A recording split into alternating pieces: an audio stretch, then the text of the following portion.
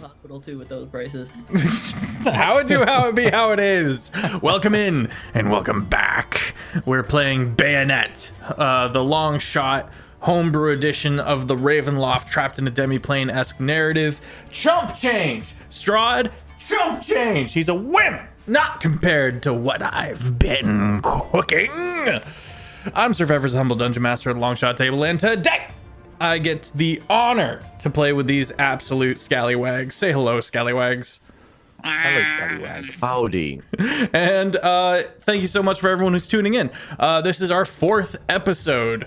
To get through a couple of announcements real quick, if you want to get caught up, you can head over to the YouTube. That will be in the chat. And feel free to hit up the Discord for bingo, as well as a phenomenal community that is as chaotic as they are wholesome. This whole bingo thing has taken the community by storm for the past like a year. So let me know in the chat if anyone gets bingo. I'm very excited. We have an amazing sponsor known as the Modern Artifice. Not only does Giuseppe make phenomenal content, but also makes artisanal dice, makes phenomenal dice. You can use the code LONGSHOT for 10% off, and a little bit of a cut goes in my pocket, which is dope. I will use it to buy gas. And if you are interested, they are going to be restocking very soon, and we're also cooking up a Longshot dice line as well. So more information about that down the road. Feel free to head over to our Instagram. Our phenomenal mod Annie, who is with us tonight, is cooking up all sorts of short form. And so if you want to see really funny, well-edited little story beats of all 3 campaigns, Tuesdays, Thursdays, and Saturdays, you can head over there. And of course, last but not least, hit the Patreon if you're interested in burning a little bit of cash for some awesome benefits, such as personal training and how to do D&D, off-stream one-shots at the Longshot table, stuff like that. Let me know. What else? Recap. We are in Woen Oed, a demiplane that is run in the vice grip of the Sovereign. The party has survived so far. Azalea kind of rescuing and shepherding these newcomers back towards the city of Rillis.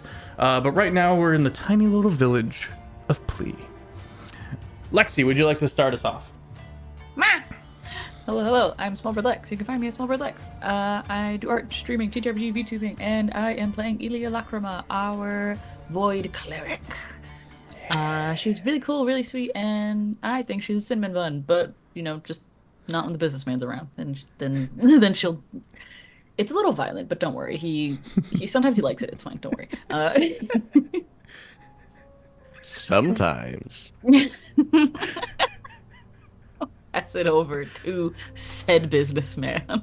Hello, my name is Offbeat Outlaw. You can find me on YouTube and TikTok under those exact same names, and Twitch, where just this past week I made a build using the new D&D 2024 rules to deal 2,030 damage in a single turn.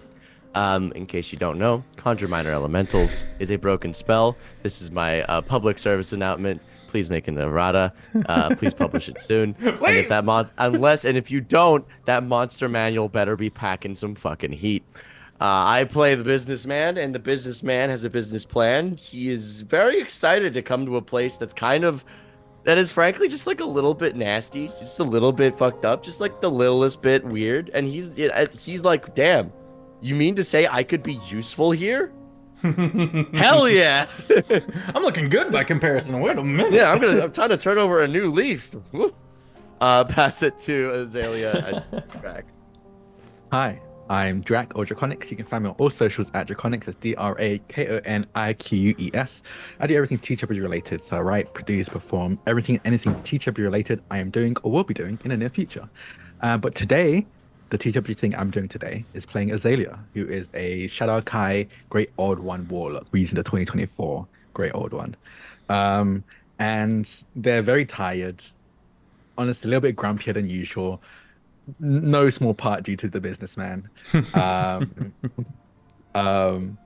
Big fan of Ilya, to be honest. I think he likes Ilya, he likes Pierce, but the businessman is he's kind of wary of the businessman. He doesn't hate the businessman. I think there was a point where it could have gone that way, but Businessman makes him uncomfortable. And that's where I want to be. That's the sweet spot.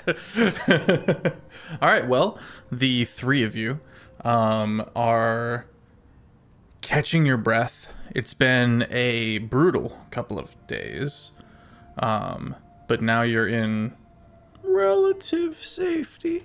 There's a few strange things going on.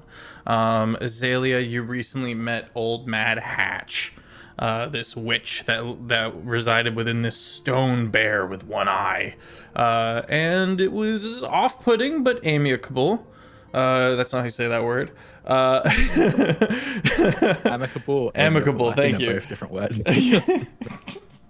But after arriving at the village of Plea, you were informed that there was this wise man, this witch of the village that has since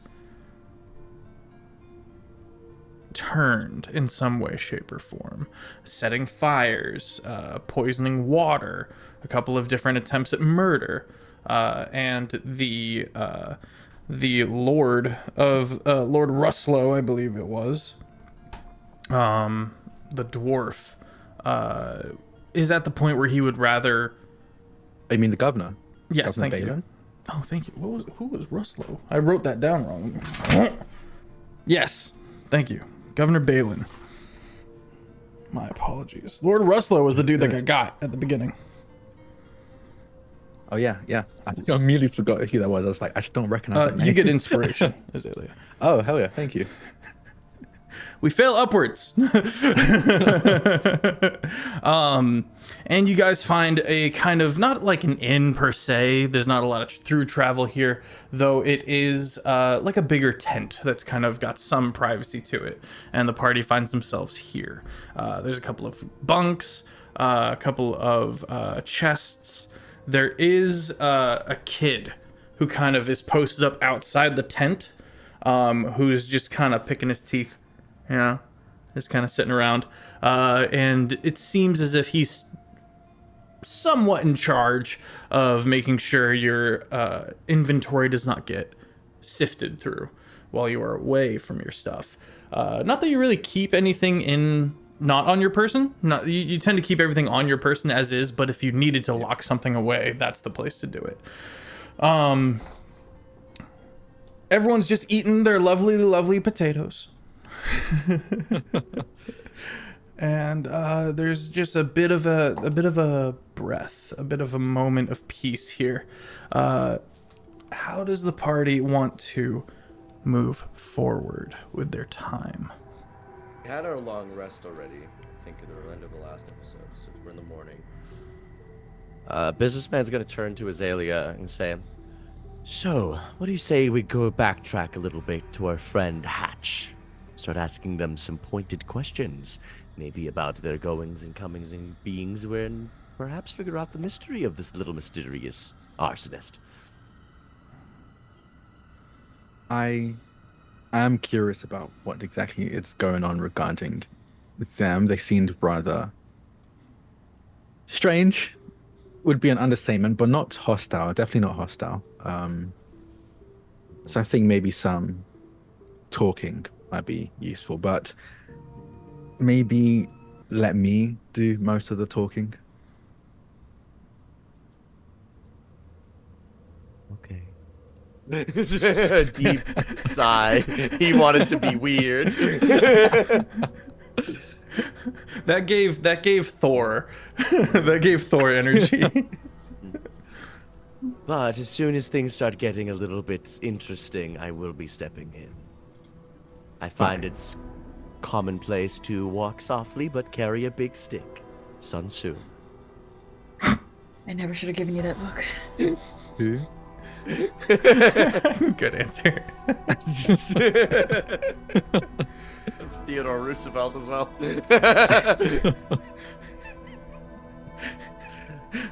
Worst How birthday gift far I've ever back given you. would we have to backtrack to find Hatch? Because I can't remember. Not too far.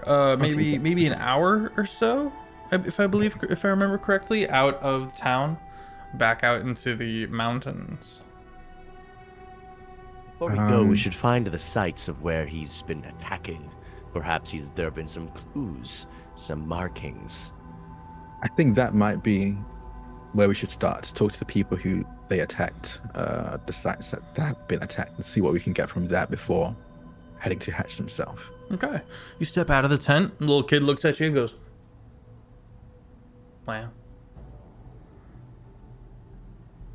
It's going to be heading out to see see what situations Hatch has gotten themselves into. But thank you very much for looking after our stuff. And if you continue doing that for us, that'd be hugely appreciated. Yeah, okay. And I'll start. Actually, before I leave, I'll be like, by the way, we actually don't know where was the last place Hatch, this wise man of the village, attacked. Do you know? There was two. I don't know which one was more. They were back to back. I don't know which one happened first. He points at the water. There's kind of an open kind of reservoir area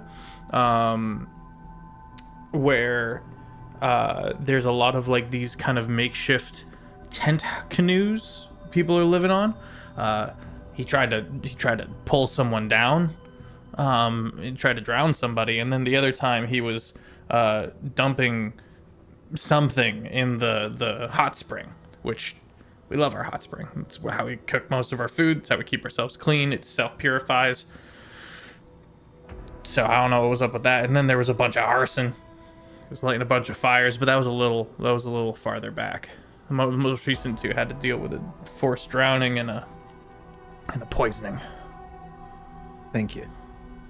Let's see if we can talk to the person who was almost drowned. That might be. Do you see the green tent? Yes. It's on the other side of that one. You can't really see it from here, but there's like a skiff, like a low board that someone likes to sleep on. I don't know their name. They're new. We can ask. Yeah, all right. And I will start heading down, leading the way to that behind that tent, I suppose. People begin kind of watching you guys a little bit. Some people are still reserved about people who are outside the village, but a lot of people are now kind of more intrigued by you and your potatoes. You start moving through. You start going along this kind of rickety bridge and get to this large conglomerate of various rafts and canoes all kind of strung together, and you start moving through the area, and you find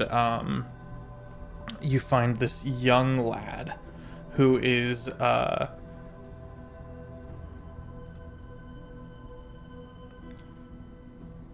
what's the term I'm looking for?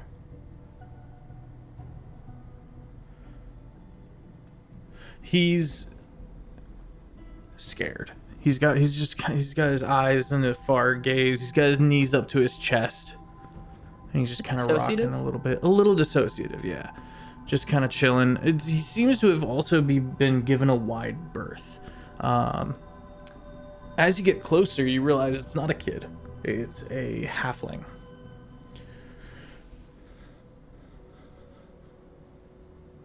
Everyone's kind of swaying a little bit on this water. I'll call out. Hey, excuse me? Jumps a little. Sorry, didn't mean to scare you. We were told that recently you got attacked by the wise man. Kind of gets up, tucks in his shirt a little bit, does a little half bow and goes, "Oh, hi. Yeah, I was sleeping, cold hand on my leg, and I went in the drink.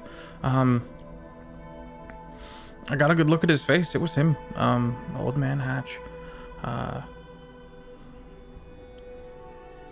He was just hands on throat, trying to drag me down. He had some rocks, so we hit the bottom real fast. I don't know how he got up to me with the rocks on him, but once he had a hold of me, I was down there. Thankfully, I made a bit of a loud splash." Did this seem out of character for Hatch? Yeah, absolutely. Old man Hatch was awesome. He knew how to help people. He knew how to give advice. He knew how to tell you to shut the fuck up. That's what was really great about Old Man Hatch, is because sometimes you need to just stop making the problem worse. You know, when people argue, they just keep going, they dig in their heels, they don't know when to stop. This is Hatch great, was you good know. at Thank you. So, after that point, when Old Man Hatch dragged you down to the drink, you say you got a good look at him. Yeah. In the dark? Yeah, Underwater? Briefly, as we faded into the depths. I'm not trying to question your story here. I am, however, rising to this potential. This sounds out of character. Magic exists. I am to believe it was some type of doppelganger, some sort of shapeshifter, demon, what have you. Is there anyone who has a grudge against you at all? No. Insight check. Also, Azalea, you do not recognize this halfling. Okay. 16? 16. He might have came here to get away from somewhere else, but he's also a bit dismissive of this theory that someone has a bone to pick with him. I don't mean to be rude here, but you say Hatch knew how to tell you when to shut up? Yeah, everyone. That means you're annoying. You went and came and talked to me, motherfucker. What do you want? That means there's people who don't like you. Starts untying his canoe. Pulls out a little paddle. Fuck you, man. Hey, come back here. I'm gonna mage hand and grab it and just be like, do you just I may not be the most kind and polite, and I'm not nearly as pretty as Azalea's bone structure is, but listen. There was someone who tried to kill you, and Hatch is probably not the one who did it. So, unless you fancy yourself being a little fish food, you should tell me people who don't like you. Make an intimidation check. Could I get advantage for being spooky? No, making a being good spooky point. gives you the intimidation check. Can I help by just being behind him? That is a 19 flat. That's a 19 19 flat. You're Okay. fine. All right, man. All right. Fucking chill. Okay, I was a bartender in Rillis. Borrowed some money. Guy died, or someone else bought his debts. I'm not really sure. It was really vague. They talked about skinning me. I left. Okay, I don't like being extorted. Fuck. I wasn't gonna tell anyone about this. I have no problem with your moral failings. I'm a grave digger and a grave robber, so we're in the same boat. He looks at the fact that you're standing in his canoe. Well, you got me there. But this is important. It means it's a lead. These people, these debts that you purchased from, are they a faction? Azalea, is this a faction? Is there some sort of debt purchasers, debt collectors even? Azalea, feel free to concoct something. Rillis has there's no real other way to say it, a very healthy criminal underground. So any number of factions or groups could have maybe had their hands on some kind of shape-shifting magic artifact, a doppelganger maybe, I don't know, but It doesn't make any sense. It wouldn't make sense if I was being specifically targeted, but there's been lots of other attempts. yeah. People didn't know I skipped town. I didn't leave anything behind. I burnt my house down so that they couldn't find anything to scry on me with. I mean, all of this sounds very plausible if you are smarter than your attacker. Usually I find that's not the case. Nah, it doesn't count for ambushes. We're not keeping score here. You drowned nearly. We should go talk to some other people and see if their stories corroborate shit, with that'd his. be Perhaps great. they all they have hidden debts. Perhaps pleas filled with those who are trying to skip town. We can see if anyone witnessed what Hatch were trying to throw into the water supply. and then hit up maybe some of the sites where the fires took place and see if anyone witnessed those as well. Brilliant. Okay. Investigation checks.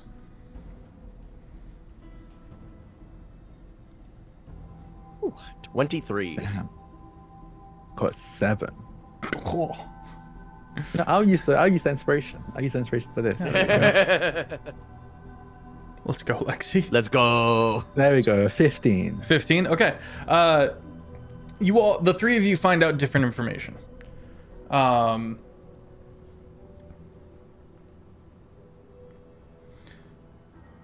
Businessman. Mm-hmm.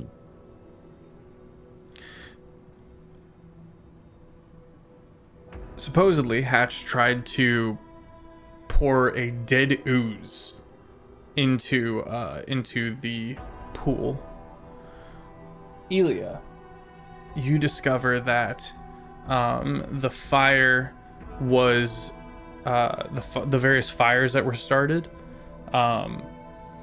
were not done with magic, but were done with oil and flint. Old-fashioned. Old-fashioned. And Azalea, you find yourself talking to old Mad Hatch's family. And it's a tense conversation. You're kind of stooped a little bit because you're kind of on the tall side to this family of humans. The married-in husband is kind of staying out of the conversation, but looks very defensive. The wife of the house, she is very much stressed and writing while talking and trying to get numbers in order and checking statements of their clearly meager possessions, and that's her dad. And to your surprise, Eve is in one corner reading the book that was given.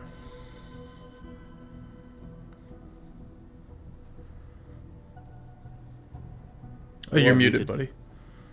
Oh, am I? Hello? There you we are. go. There you go. Okay, so from what did I get from the discussion? Or is what I thank got you. from that the fact that they're related? We're jumping in here. His health was declining, but he was confident that he had a good 10 years left.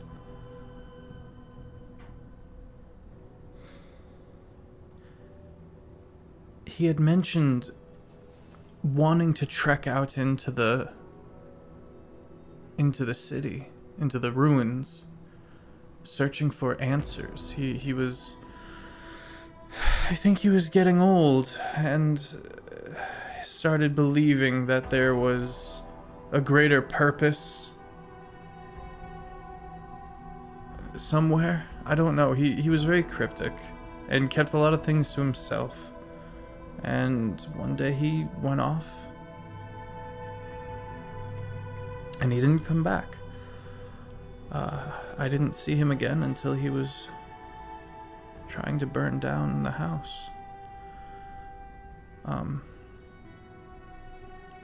My He knew my friends name. and I, we think that there's a chance that it isn't Hatch doing this. I'd run into Hatch before I even knew about what was happening here, out in the woods, maybe an hour or two behind us.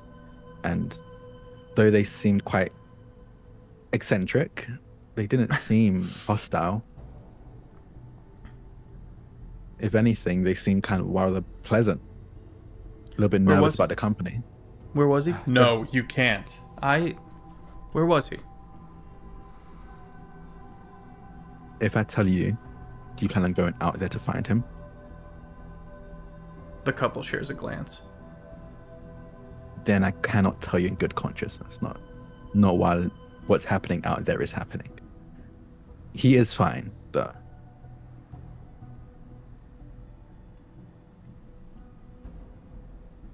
If you want to see him, I can go out and try to bring him, but I don't trust that you were to go there on your own and actually survive.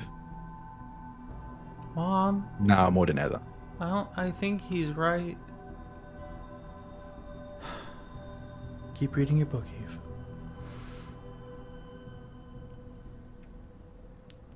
Thank you. You may go. We'll figure this out. You'll be the first we tell when we do. Thank you.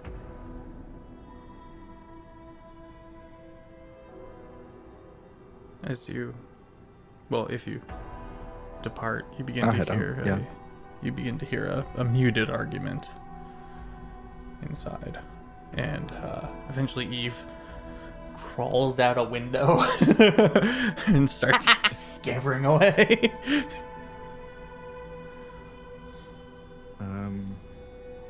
Yeah, I'll meet up with the rest of the group with that information.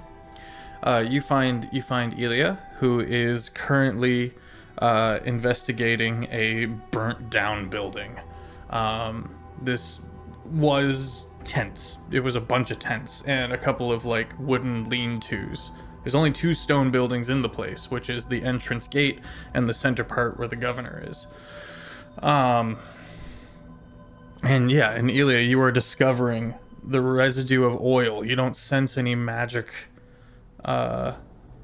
within the destruction here. You find clear intent of oil that had been spread while everyone was sleeping in their tents. Someone just taking a bottle and dispersing it across a large swath of tents and lighting it. Very intentional. It wasn't like a spill or something.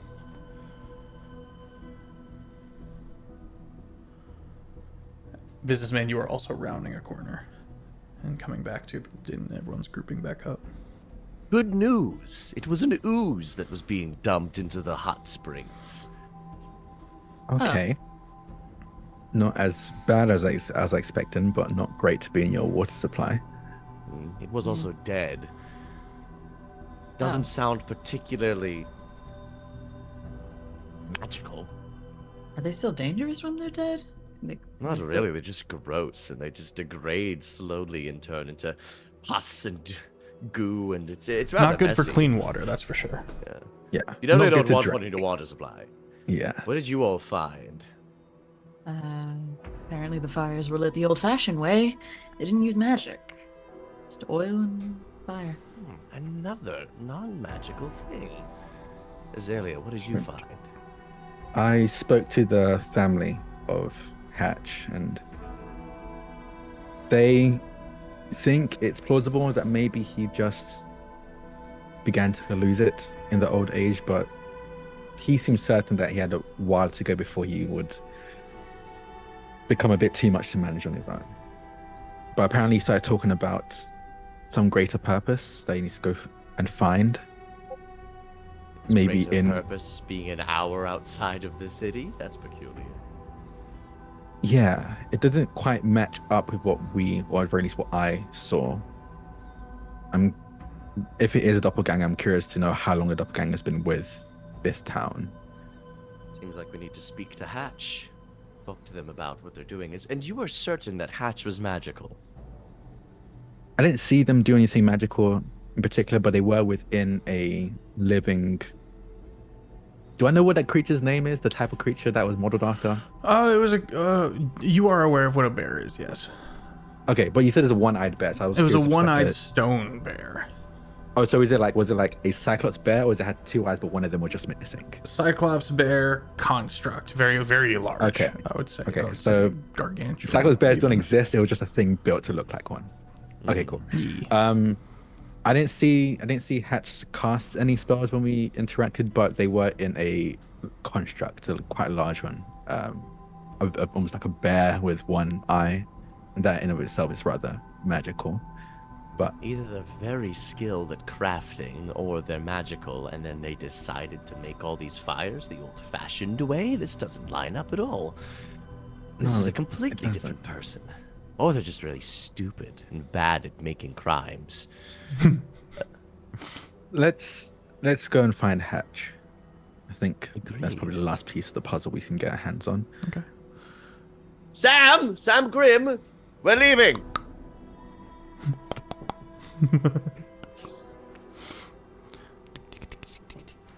If you're being confused, blink twice. Shit, the It's skeleton. a skull. Yeah. Stares endlessly at you. You think you hear distant, shrill screaming?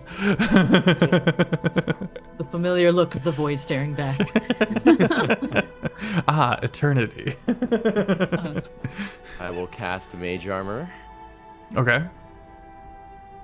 We're heading out. 8 hours. Let's go. I don't want to Yeah. be casting that mid-fight. Very good. Anything else we want to do in I'll town leave- before we officially set off? Like mage armor or anything else we want to tick? I have mage armor as an invocation, so I'll just say I cast in the morning every time I wake up Sure thing. because it doesn't cost a spell slot on me. Hell yeah. Hell yeah. Yeah, no, I don't think there's anything else I want to do. All right, the party sets off. You get back to that gate, and the new guard, looks at you and goes, "Yeah." Yeah, we're just gonna be heading out just an hour or two back. We'll probably be back soon, but we're investigating the whole hat situation. All right. Opens the gate up, and you step out, and you hear it close behind you and lock. Head down. I'm trying to remember. Can I figure out? And if I can't think of it like as a walk-in, I'll just go the normal route. But can I think of an alternative route to get to where I met Hatch? You can attempt an alternate route by making a survival check. Okay, I'll do that. Because we had to backtrack at one point, and it revealed our route, and there's a chance it is compromised. 23. 23. You're back. Okay. You dip off to you leave the road, and the party starts going down some mountainside. So there's a bit of a long crevice that you guys have to kind of shimmy down, and soon you make your way into the same forest from a different angle. I guess to go the slightly more scenic route, just to be on the safe side.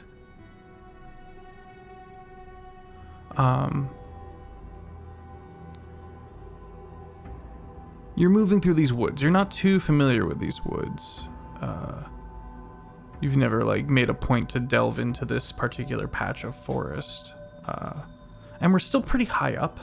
So I would like to think because of the elevation, all of the trees are kind of short, stunted, if that makes sense. But it's still kind of and slightly sparse, so you can see a good ways. As you guys are moving along, you see who's got the highest passive perception. Let's take a gander. 15. All right, Elia. You see a hunched figure, maybe sitting and stretching, kind of in this kind of position. Big stretch, but Big stretch. they're not moving. How far away are they? About 120 feet. And I can see them? You can see the vague outline through the trees. Okay, so it's not the darkness that's hindering me? No, it's just kind of the distance of tree and brush, and it's kind of obscured and Elbows businessman in the ribs, a little too hard. Yes, what? The little too hard is just the normal at this point.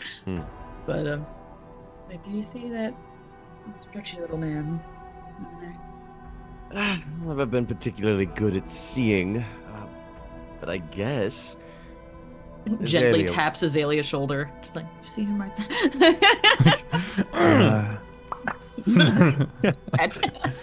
I assume I can see this figure as well. Now that If I've it pointed pointed out him to out. me. Yeah, now that's pointed out, it's back there and it's vague, but it's definitely a sitting bipedal form, which is seem to be locked into the position of just like stretching, and they look like it looks like organic, like a comfortable stretch, like you would. Quick question: is Lady Kathleen with us? I forgot to actually ask that, or did they stay? Oh at- shit! Yeah. We forgot the rest of the party. Would we like to leave them back in town or bring them along? Atticus match. I think I'd Barbarian. leave Atticus with Pierce. I feel Okay. like they need it. They Atticus and need Pierce, time yeah. to decompress with each other, and for him to forget I have the iron flask. I think Lady Kathleen coming with us makes sense with their ability. And also, I think it's good to have us around to protect her because she can't really access her druidic powers right now. Cameron will stay behind as well. Okay. I will turn to Lady Kathleen in that case and just ask, I'm sorry to keep asking you to do this, but just in case this is dangerous, do you want to hide everyone else?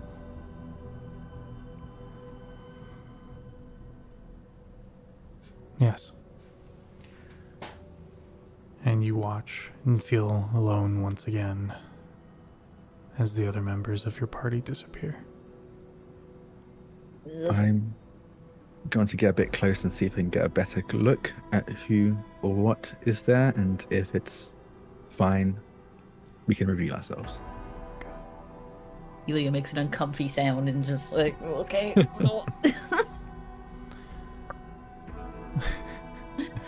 I'm surprised as Azalea's moving up. Lady Kathleen says, "I'm surprised being. I don't mean any disrespect by this, but wouldn't the appearance of non-existence be something you would be into, being a cleric of the void? But that yuck is there for sure. Like, There is a difference between the depth of nothing and non-existent versus something incorrectly existing. No offense. no, none taken. That's actually kind of profound. You would have made a good cleric. Sorry. You would have made a sorry. You would have made Immediately a, backhands you would have the made a bleed. good. You would have made a good druid. I knew a couple of druids. Very interesting creatures. I have a metaphor as well, but it's less profound. I'm sure. And she walks What forward. isn't? Shit belongs in a bowl, not in my cereal. You hear a begrudging guffaw from Lady Kathleen. A little bit of the shaking of shoulders. Azalea, you move forward. Are you stealthing or are you just kind of scooching? I'm not stealthing. No, Okay. I think fingers crossed this is just a friendly person, and the last thing I want to do is scare a friendly person. Sure. If it's not friendly, we fight, and I have 3 people hidden who can help me fight. So, yeah, if anything, I'm gonna make myself like known fairly early on, Sure. just Sure, to see, sure. honestly, to see if this figure reacts. Excellent. No reaction. And as you continue to move around, you discover a statue. It's bigger than you realized, but half buried in the dirt.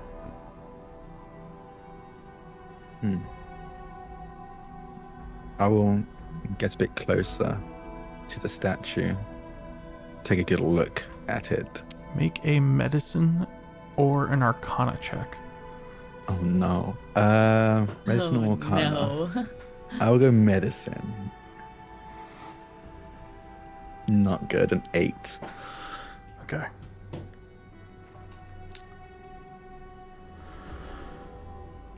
It's a well-made statue, highly detailed. You were not able to determine if this was a petrified person, like a giant, or if this is just an actual statue. The rest of the party catches up as well.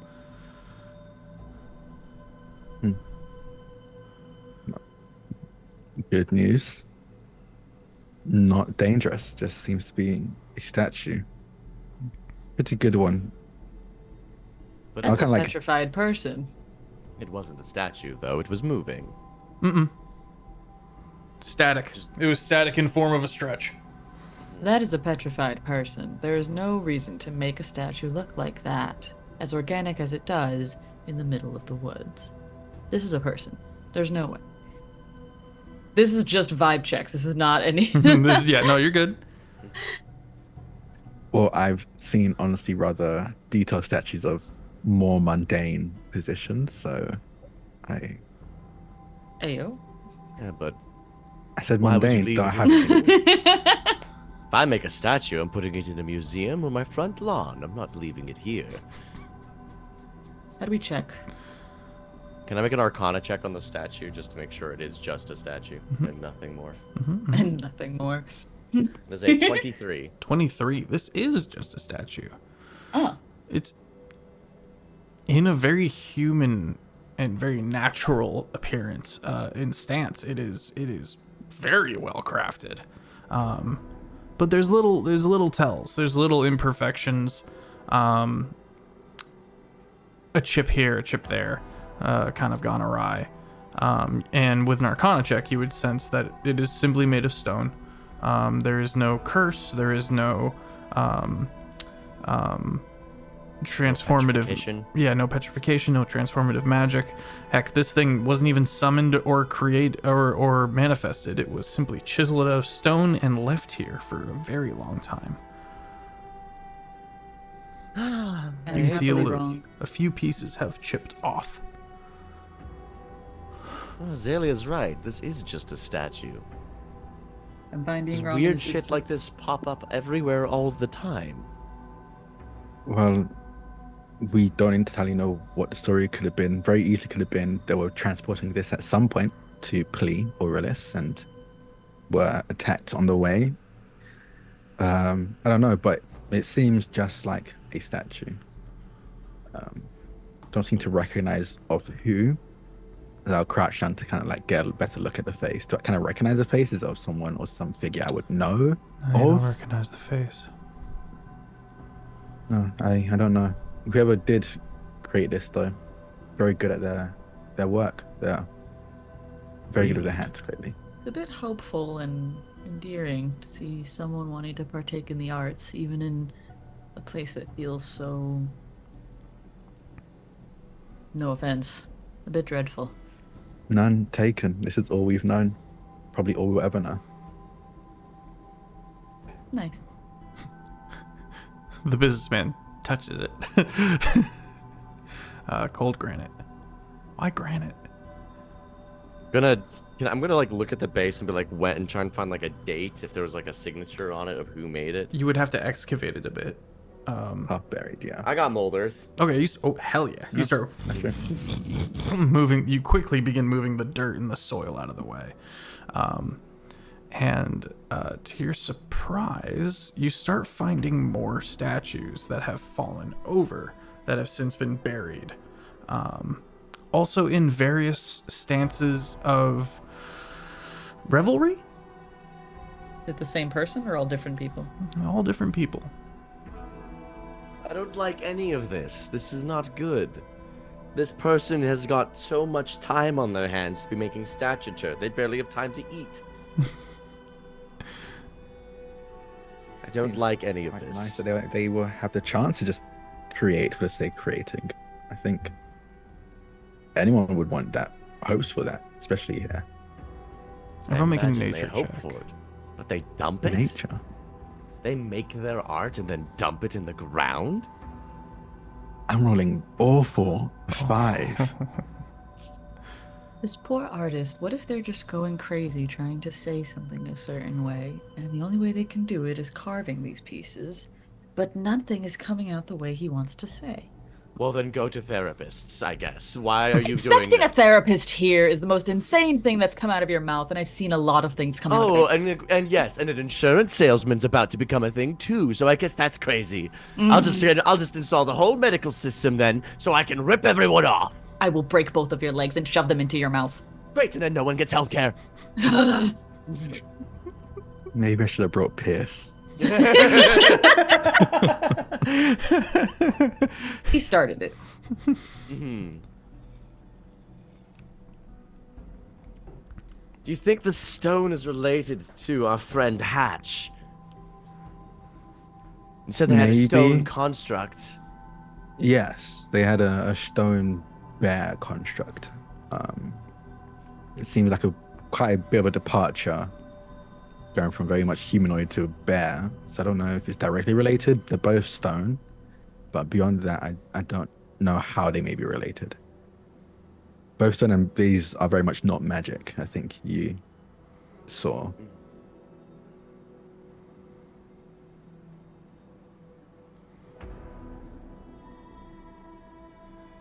These attacks are happening at night and are all physical. What if these stone statues? What if there's one that looks like Hatch buried in here? What if there's a clever animator? Let's instead? get a perception check as you continue to excavate and kind of using the lifting of earth with mold earth, you kind of can bring them up and kind of take a closer inspection. Perception or investigation. Thank you. That is going to be a 22. 22. Maybe. You don't find anyone that looks like Hatch. Hatch is a human. And you're realizing all of these are elves. All these statues are of elves.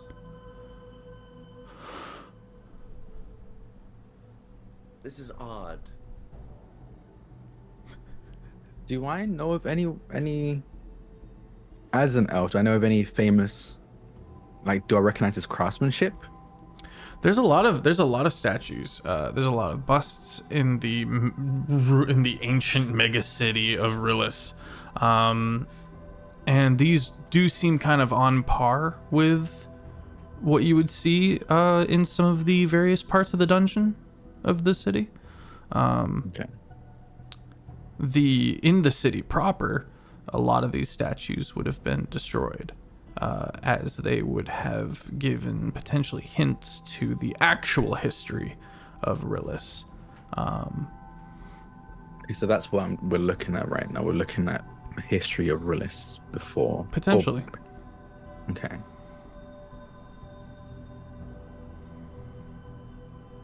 Businessman, if we've gotten everything we can out of this, I think we should bury these maybe even deeper than before. My best. It's a cantrip. Thank you. You're not going to get, like, grass, but you are going to be able to bury everything and smooth it over with a fine couple of 6 feet of dirt. I'll pull out my book. You see kind of shadows form into the shape of a book as I open it up, and very quickly write, like almost like out from memory, draw out the route I took from Plea to this point, Okay. and draw out that map into my book before Okay. closing it. I don't know how related this is to Hatch, but this could be very useful for figuring out more about Woe and Oed. I'll have some Enough. people come down to help actually bring these back up.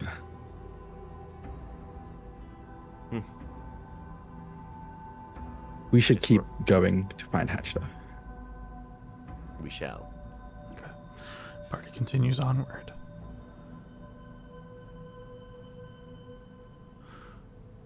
You're almost to the pond where you, Azalea, where you ran into old Mad Hatch, when you hear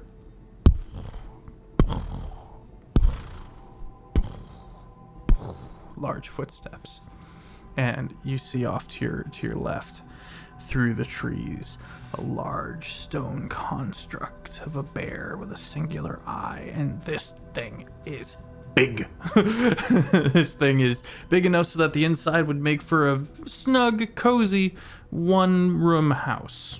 And you see a small chimney, like right out the back, you know, the base of the skull of the bear, and there's a little bit of smoke, and you smell Baba Yaga upgraded. peanut oil. There he is. That's, well, at least that's the home of Hatch, at the very least.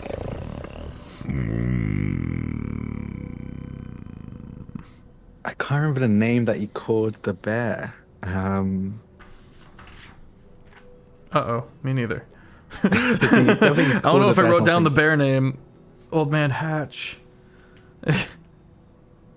Shit, I didn't write down the bear name. Fuck. Damn. Okay. In that Quick, case, chat, what was it? I'll just call out Hatch.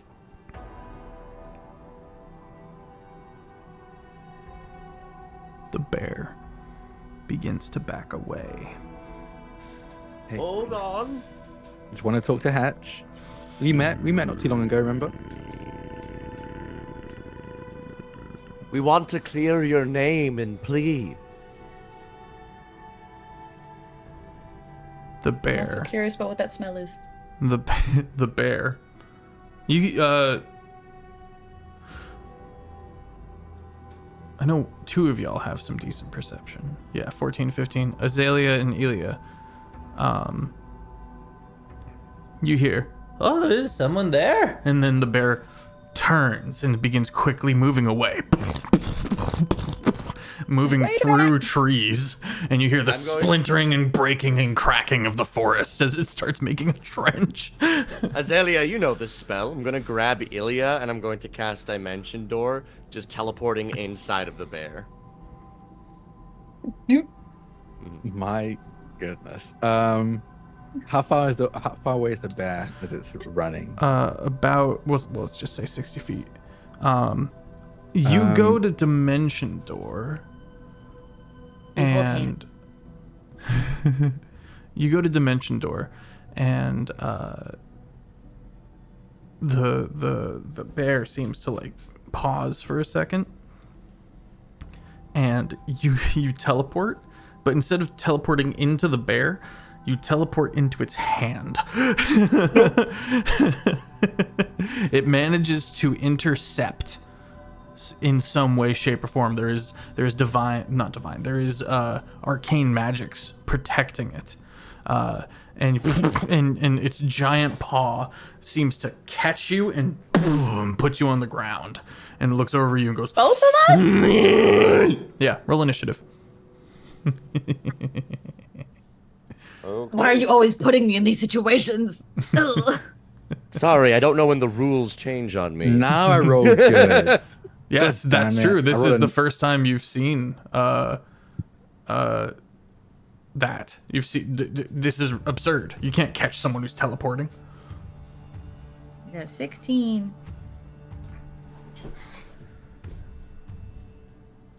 16 for Elia. What you got, Azalea? 21, 27.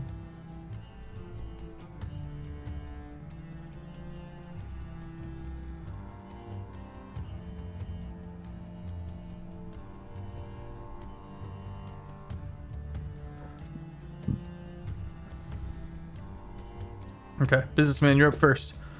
With Azalea on deck as the bear. It doesn't do any damage to you. It just it just manages to intercept you and put you down on the ground. And it's got one big stony paw on the both of you guys. And you see the center eye start to glow red and purple. Which one of Sun Tzu's situations is this? What's going on out there? Hey! Hatch, call off your bear, or I'm going to turn it into rubble. A little like face pokes out, like long fingers grab the sides of the windowsill and kind of poke out and goes, "It's not my bear! I'm his human!" This changes a few things. Oh, This will be fun then. I'm So going, you to don't take, care if we blow it up. I'm going to take my action to big boy hit points. We're going to conjure minor elementals at 5th level. Okay. Only I'm going one to- paw.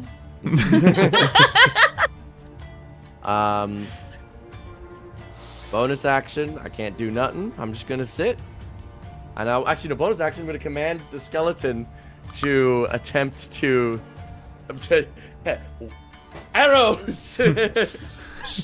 Okay. Roll the hit. Sam Grimm is the highest roller in our party. This guy in his day, crack shot of the military. Holy crap. Okay, that's a 22 to hit, 18 plus 4. 22 hits. Nice. Oh yeah, take this damage. 9 damage. Ooh. 9 regular piercing damage to the stone bear. Okay. It takes half. That'll be my turn. Okay. That brings us to Azalea, with Ilya on deck. And what? 30 feet? 60 feet from me? Sorry. 60 feet. Okay. I will use my movement as I charge forward. As I pull my double scimitar from my back, and you see it kind of glimmer with gold as my tears turn a deep glimmering gold as well. And when I'm within range, which I think I was always within range, but when I'm within range, I'm going to use my bonus action to reach out to this construct and try and connect with it psychically. I want to create a telepathic bond with this creature with my ability Awakened Mind. Huh? Huh? Do I feel it? Does it connect? Is there anything to connect with? Is there a proper sentience? Yeah. Okay, hang on. You've thrown me for a loop. Let me chew. Let me think. What's the spell say specifically? The spell. Choose one creature you can see within 30 feet. You and the chosen creature can communicate with each other while the two of you are within 4 miles. There's no save, it just happens. You don't even have to be willing. Okay. It has an to be a intelligence. creature. It has an intelligence of 10. Okay, that's it. Does it is count as a creature or a capable- construct? It is a construct. I think constructs are still creatures. They I are? think, Cool. yeah. I think this works. Constructs are a type of creature, but yeah. I think Okay. this works. If your Typical mind rule is was like- sorry, go ahead. I was just saying, like, a lot of spells work on the like, we'll usually have a caveat in them that's like if their Right, if it's- intelligence is above 2. So Yeah, if it's above 2, there's no- then it works. Yeah. It doesn't say anything like that. It's not a spell either. It's just a feature. As I reach out, you kind of see the cracks within Azalea's form almost thrum, go dim and bright in the rhythmic, almost like with that heartbeat.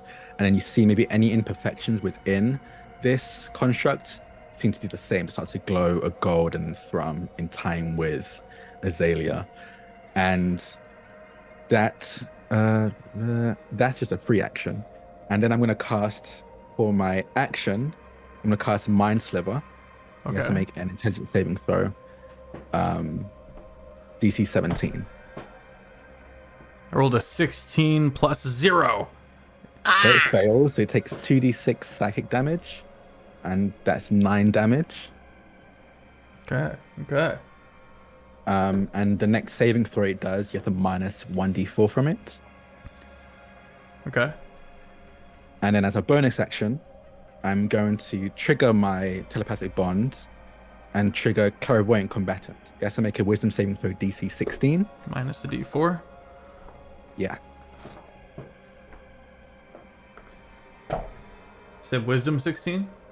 Yes. Oh, wisdom 17, sorry. I rolled an 18, but the D4 is a minus 3. It's a failure. It fails. Good the creature lineup. The creature has disadvantage on all attack rolls against me, and I have advantage on all attack rolls against it. And that just lasts until the telepathic bond I've made ends, which ends in 10 minutes. and I don't have to hold concentration. So Okay. that's my turn as I ready myself. Okay. That brings us to Elia. Elia's gonna look at the businessman while they're all snuggled up under this paw together. And she's gonna be like, I know you hate this, but sorry. And then she just starts going almost incorporeal with like this glowing edge in the center turns black. Yeah. And she's holding his hand and storm doors, both of them 120 feet up. And just lightning bolts away and out of the paw. Like up into the air? Yeah, like above him, above the bear. Won't you fall? On it. Okay. Ooh. Wait, so are you just going straight 1d12 120 of feet? damage. That is one whole damage. Okay. One whole lightning damage. The two of y'all are gonna take a fall and take some falling damage. A reaction cast Featherfall. Okay, there we go. I love it. I love it. We gently land on top of this bear. The old Mad Hatch looks up at you guys and goes, "Oh, stop, please!" And the bear turns towards Azalea. All shall burn. As is this begin? Is that the end of your turn, Ilya? What do I got for bonus actions? Let me see.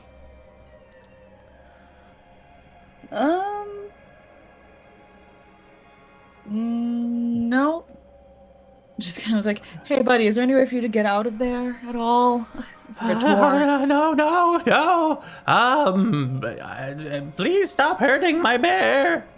I thought you were his human. What happened Yeah, to... well, you're right. My apologies. I misspoke. I know it's complicated. Please stop. Are we pulling you out of there, or No, are we you turning this can't. thing to rubble? Just looks at the businessman. My hands are tied here. I'm not sure what to do now. When morals fail you, kill the thing that's hurting you. That is my turn. The purplish red of the Cyclops eye just goes blood red, and everyone within 30 feet needs a dex save as a blast of fire just detonates from the bear. And dex save, you're gonna take half damage if you succeed. If you fail, you take the full damage, and you'll be thrown away. You'll be pushed away. I 17. rolled terrible. All I know is I didn't save. I rolled under a 10. I immediately forgot what I rolled, but it was under a 10. You are far enough away that I don't think this applies. Did you move cool. up? Okay, awesome. Yes, no, I did. I moved up 30 feet, which would have put me 30 You're feet right exactly. on the edge of it. Just Yeah. just the face, just the face, just like the I front of rolled your a 1. garments. Okay. Thank God for Featherfall, because you go back up. Just And Offie, what'd you get? 17? 17, yeah. You succeed. You do not go anywhere. And the damage is 23 fire damage. And Ilya goes for a ride. Ilya, businessman! 23, is that already halved? No. Okay. So I will take then 11. How far were you knocked back? Ilya went up 30 feet and is feather falling back down. Yeah, I got knocked back by how far? Oh, my apologies. You get knocked back like 5 feet. 5 feet. Okay. You're on the outside. It generally moves people 30 feet away, and you're right on the core. You're right on the cusp, so you're just like ah. Yeah. Okay. But yeah, Ilya, you go 30 feet up. Businessman! This isn't my fault. You deal with it. Just looking for things to throw at him. All right, it is going to use sulfuric slam on the businessman. Businessman does a 18 hit. I got a head head. inspo. Say again. I'm gonna smack in his head. It's gonna Just grab you and slam you. Gotcha. 18 does hit, yes. 18 does hit. Okay. You are brought to the ground. And you are going to make a DC 17 con save or be blinded. 2d8 bludgeoning. 17 on the dime. All right, 6 bludgeoning, magical, and 2d8 fire. 6, 11 fire. It's got more attacks. Okay. Got more actions? Yeah, the world shall know fire ability. It does not affect its action econ, and it has various slam attacks. Gotcha. Yeah, it's just gonna keep walloping on you then.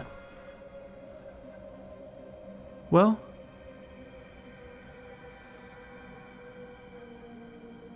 Go for it. I'm thinking. Look around. Find out. Old Man Hatch. Well, it's not his turn. Never mind. 12 plus 9 for a 21 to hit. Hits. Need another DC 17 saving throw. Go ahead and make it an advantage, though. 20. 20. Nice. That's a D6, Jeff. I've been rolling all the concentration saves as well. 8 plus Making them. 5, 13 magical bludgeoning. 7 plus 1, 8 fire. Now it stops. So yeah, and then right back down. And each time you slam your head and you feel your vision, and then you snap back into not being blinded. At this point, Old Man Hatch is going to burn his entire action economy to try to persuade the bear to calm down. Up 16. It pauses, unsure of itself, bringing us to the top of the round with the businessman.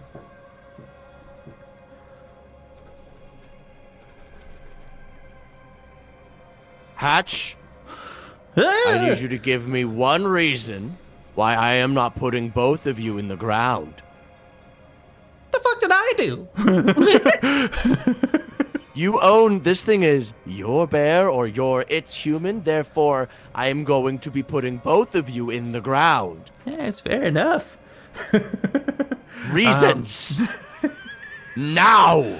The great revelry in the great hearth shall not be diminished. It must find its way back to the surface. There are more important things going on. Does this involve burning down the village of Plea? Dumping a black ooze in the hot springs? I don't know Drowning anything its about residents? that. What's going Many on in things Plea? you don't fucking know! Pull off your bear! I've been in here!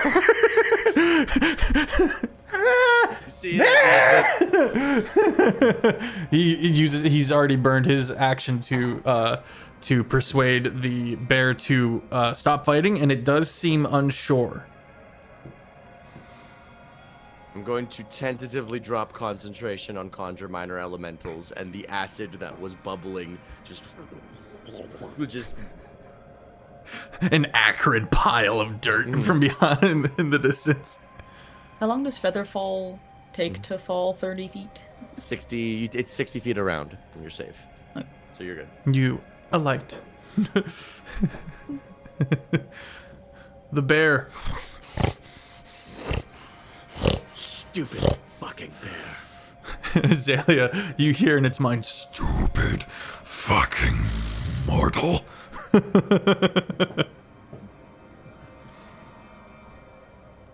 So, who here wants to explain to me, first of all, why your bear got scared when I started asking questions about the burning of Plea? And who also wants to explain to me where I'm getting my health back from? I can offer you peanut oil. But please, What's your blood type? I don't know what that we is. are not doing that. Red? I'm gonna approach. If it seems like combat has stopped, It does seem like combat the bear's holding an action. Let's say that much. But combat has stopped. Elia goes I- and whispers in the businessman's ear some things he can't understand in Abyssal and its healing word and gets some health back. Nice. Azalea will approach the bear, just keeping an eye on it, still keeping that telepathic bond with it, or turn to Hatch. Someone or something taken on your visage has been attacking people in plea.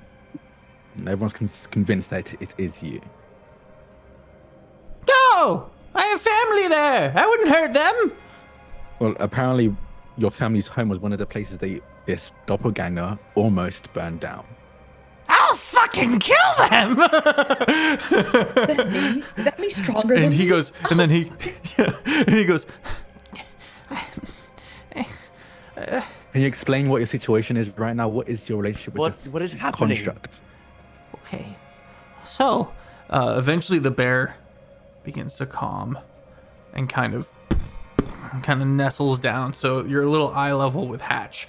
You can see a little bit into his room, but mostly it's just the big long beard dripping, hanging outside the window down to the floor. Big white wispy beard. Rapunzel, let down your beard. Okay, hello. I'm old man Hatch. I've been stuck in this bear for some time. I'm not sure how long, but it's okay. It's fine. It's trying to protect me. I discovered some interesting information about a few interesting things that are very important, and I need to know more about it and how we can use it. There's much going on. Like?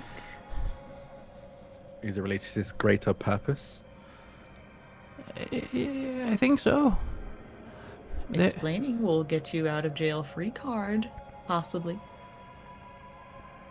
Look, Hatch, we just need to know where were you on specific nights recently, and we need to know your list of enemies that might want to do you harm or sully your name. Currently, I'm adding myself on the list, but that is irrelevant.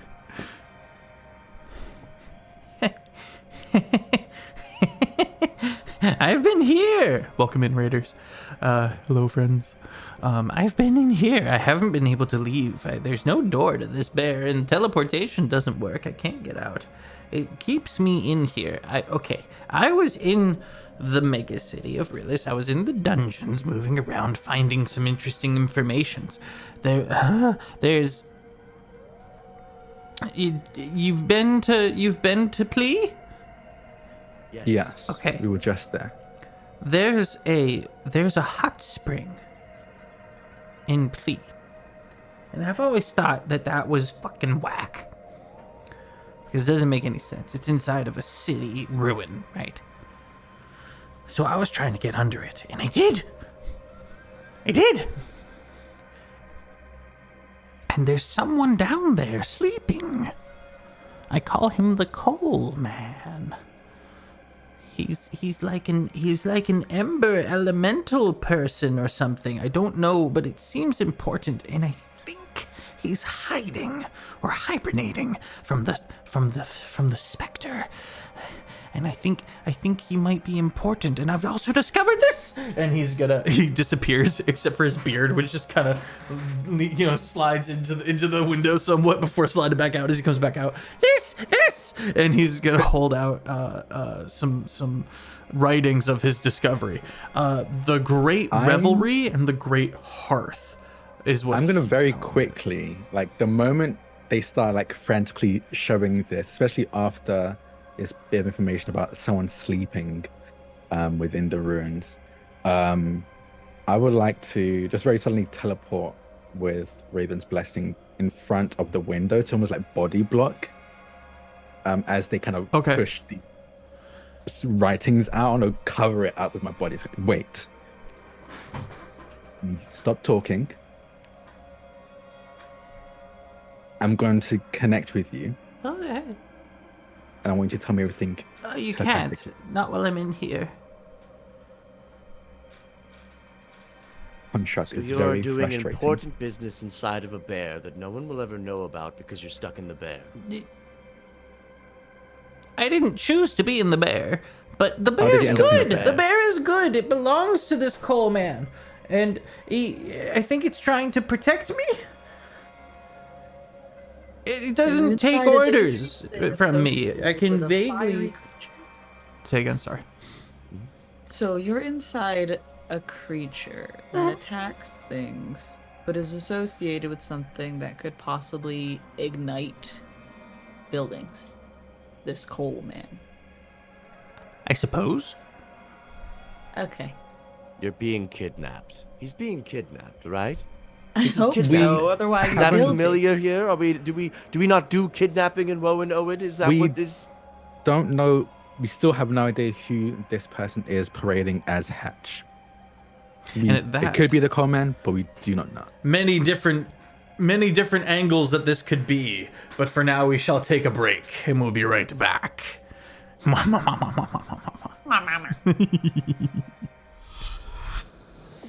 We return. Okay, Azalea, you have moved up in front to kind of block what's going on, and you've learned that you can't telepathically communicate with Old Man Hatch, but he does have some writings that he was producing. Do you mind if I take these? I would like very quickly close the book and take them. And I think, damn, I really don't want, these things might be very important, but I don't want prying eyes. I would say this is a pretty blatant blocking of the other two party members. I just blatant. I'm not trying to hide it. And Okay. yeah, I'm not trying to hide the fact that I'm body blocking this. You don't want us seeing your secrets. Just tell me to close my eyes. It's quite frankly nothing to do with you. Just from the things that Hatch has been saying, this might be information that the Spectre won't want people knowing. T. Look, She? D. Sure. Comes back I with a would- few stone cups. Piping hot. Be careful. I've only got like one setting in here for as far as my stove goes, and it's woohoo! It's hot. Chill touch. Oh. From the sounds of things, you found something from before Rillis was Rillis or Warren Oed was Warren Oed, and those are things that the Spectre Maybe it's. actively hunting. I don't know how attached it is to Rillis. It's under Rillis. It's under the mountain. It's in the Well- mountain itself, not the city. Then, quite frankly, that makes it even worse. If it's not attached to Rillis, it might be Warren Oed itself. Oh. And that is the information the Spectre wants and has been actively destroying, including the people who know of this knowledge, as I stare at Hatch. So we have to be careful about what we say out loud and what we show out in public. Kind of moves himself back in the window. just Tips just her the hat beard a little kind farther. of. Yeah, just the beard kind of, the wispy white beard kind of just spills out the window. And two wide, wild eyes look back at you from within the interior of this dimly glowing room. I would turn my attention to the construct, and where that telepathic connection I have, I will ask, who or what are you?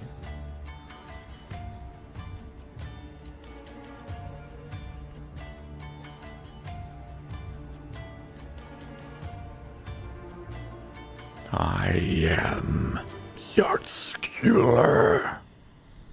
Bjartskjuler. And what is your purpose? I serve the coal. You serve the coals. Okay. And what exactly are you doing with your prisoner, the companion, Hatch?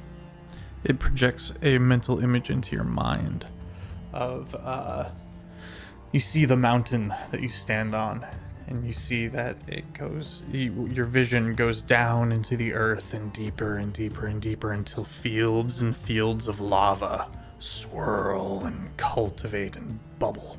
And you can see, this is more artistic than literal. You see a hand reaching up the mountain made of lava and holding a small curled up bipedal form of this elemental person who is assumedly sleeping, if the context you were given before is to hold any clue. And the impression you get is that of servitude to this being, this coal being. It doesn't appear to totally understand why it's doing what it's doing, but it understands that it is to protect this individual, Old Man Hatch. And what that looks like is keeping it safe by any means necessary. Zilla kind of furrows their brow before turning to Ilya and the businessman and Lady Kathleen.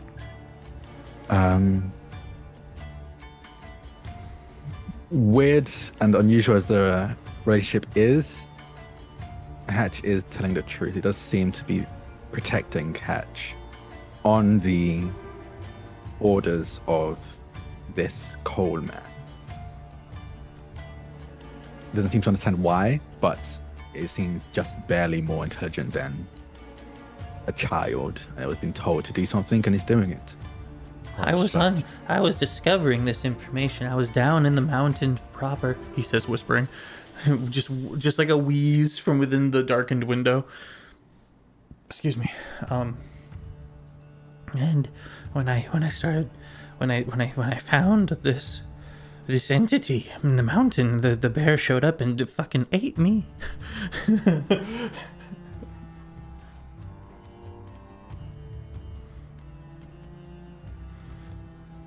Not to be a skeptic, but there's also the option that this is merely what this construct has been told. There's always the option that Old Man Hatch here was on the verge of discovering something important and was merely captive in this bear in order to keep him from that important information. That's Not also saying- very likely. Not to say But the I'm bear still not is seeing how bad, it's it's connected to what's happening in Clee. The bear kind of gets up and starts just moving along, and the party finds themselves continuing the conversation while walking alongside the bear. Hatch, we need to know who might be interested in framing you. Did you have any old enemies? Did you make a bad name for yourself that could be taken advantage of? And wait, how long ago did the people of Clee say that Hatch left? A couple of weeks. How long have you been gone, Hatch? A couple of weeks. I think. Unfortunately. Eli's just on her broom with her tea, just following along. Just Witch vibes. Fortunately, it seems like we don't have any good real timeline of events. Everyone's vague on the details. Cold hands and rocks tried to drag down the halfling.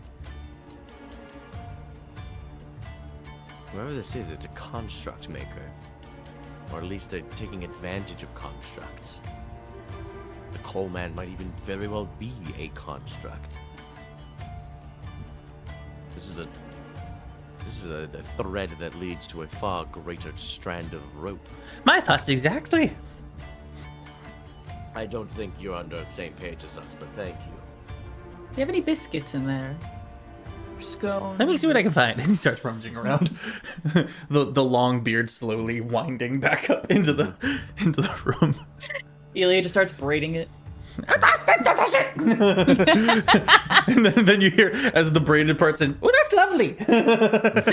That's lovely. Actually, this is actually great. It's not as long when it's braided.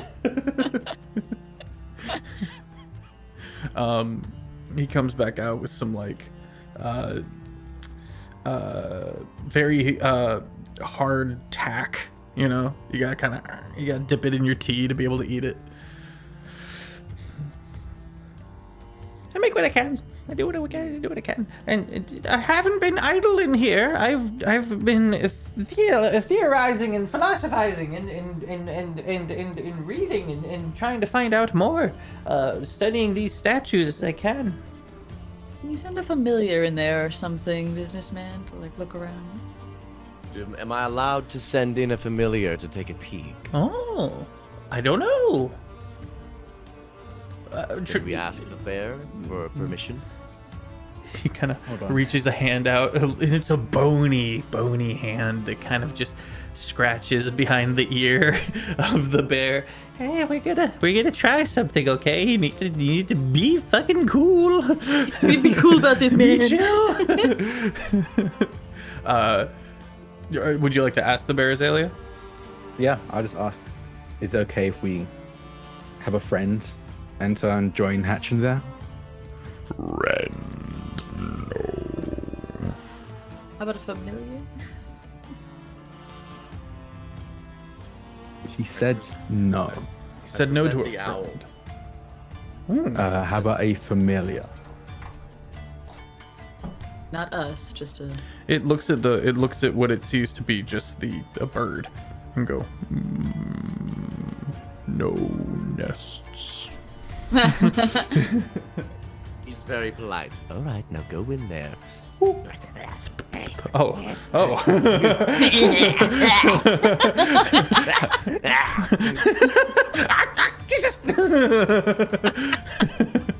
right. I'm gonna start looking through its eyes. Okay, you see this very snug room. You can see a hammock in one side, a alchemist's kit table off to one side, kind of like Skyrim, you know. It appears Old Man Hatch is not a wizard or anything like that, but is an herbalist of a kind. And you can see some scrawlings in an old dirtied mirror, and more importantly, the heart of this bear, which is shaped like an anatomical heart, but it's glowing orange with heat. And you can see that he's constructed like a makeshift stove around it, and has a couple of things of water that are boiling. And you can see that he's been cooking up some brews here and there. It's cramped, but cozy. Clearly, this was made to be a small house on the inside. Do I recognize anything inside, any of the writing? Is there anything of note in here other than his stove? Yeah, he's just handed off the primary writings that he's gotten over to Azalea, but you do see some sketches of the same statues that you discovered earlier. And What's the one sketch significance? of the coal man curled up. His head is cylindrical, like a pillar, like almost like a candle wick, or a candle that's melted on top. You know what I mean? But aside from that, pretty bipedal. What is the significance of those statues? We found a number of them on the way here. I believe those belonged to previous denizens of this mountain. I refer to them as the Revelry, and I believe there's a connection to the coal man in some way, shape, or form. I don't think they were from this land. I think they were Fae. I think they were from the Feywild. Okay. What about... We have or had quite a few statues like that before the Spectre destroyed them. Where? Well, up in Rillis. Really? And he starts writing this information down. That's interesting. I thought they were older than the city, but if what you're saying is true, they might be connected. From what I've investigated, I've been following these kind of artifacts and things. They Spectre seems to be showing things that could give us any clues on what Warren Owed was before. Wait, that doesn't make sense. That doesn't make sense because from my theory is that the what I'm calling the Revelry was wiped out by assumedly the Spectre. And the Coal Man is in hiding. What's stopping them from being part of the same civilization? The timeline. I thought, well, if they are, that works, but I'd have to go back to the drawing board on my timeline. He starts that getting was frustrated. why I asked you to bury them again, so I can get people from my organization to get down here and collect them and store them away before the Spectre can get to them. God damn it! They were the only entertainment I had. Well, I'm sorry, they're far more than just entertainment. Look, I'm very much unconcerned with this little debacle. Yeah, you've made It's- that super clear. Yeah, because you are annoying. I am trying to clear your name. Do you have any enemies other than the Spectre? I've asked this 3 times now. I don't think so. Anyone who even knows who you are. My family care. back in plea. I'm gonna open up the writings he gave me and see what I can quickly read through. Feyan creatures came from far away, lived here for a time, made these statues. These statues being, to his knowledge, the only leftover remnants of what he assumed was a much smaller scale civilization, because he did not know the connection to Rillis. And the Coal Man either came with them or met them and they integrated. The Hearth and the Revelry becoming one.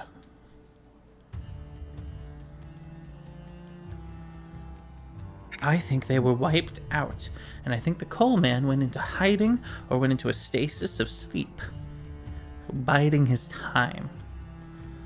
That honestly adds up. Like I said, the Spectre's been destroying anything related to them. That might be surprised if it includes them as well. Businessman, you have the off-putting visual through the owl's eyes of old Mad Hatch trying to feed the owl.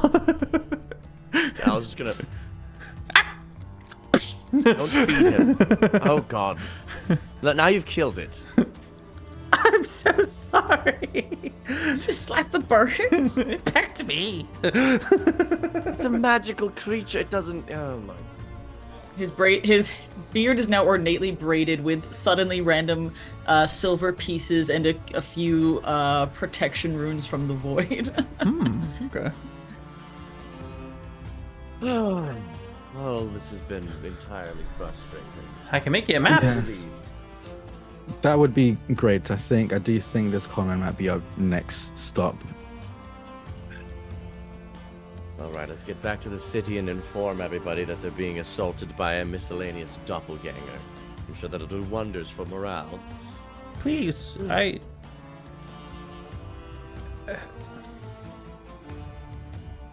tell my daughter and my grandkids that I still love them and think about them often. And he's gonna pull out it's a rough sketch, but a sketch of Eve. Would you give this to them? Oh, I gave her a book on how to be a cleric. We will give this to her. So fucking ominous.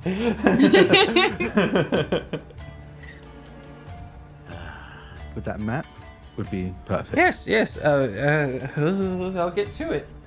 He starts beginning the task of sketching that map out. I will just walk along. I think if I've already gotten everything I can from these kind of writings he gave me, I'll give them back and make my own note of them in my own notebook, my own book of shadows. But as I hand them back over to him, I'll say, keep them inside this construct, okay? Hmm. No matter who comes to ask for it. We should have a password. Yes, sure. Cheese. Cheese? What is cheese? I'm still figuring it out, if I'm going to be honest, but it Sounds like tastes a very good good. password. Okay. Cheese. He's gonna continue working on this map. The party gets a short rest, as this would take him a while, as he's constantly like, no, I went left, and he's like, here I had to backtrack a bit, and he's trying his best. I'm gonna roll to see how accurate this map is.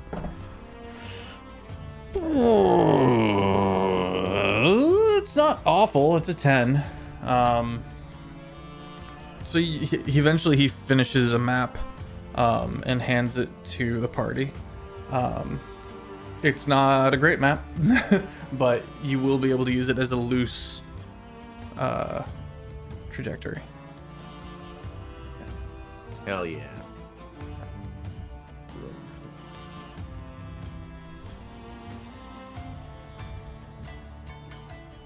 The deeper you go, the harder it gets. Damn it.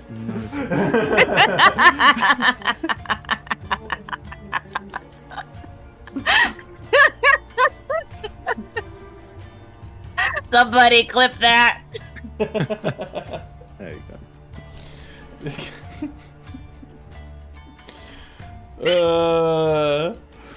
Fair. Tree all over again. It's fair.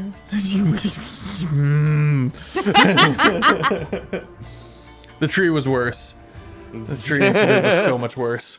True. The screaming Anyways. children. Anyways,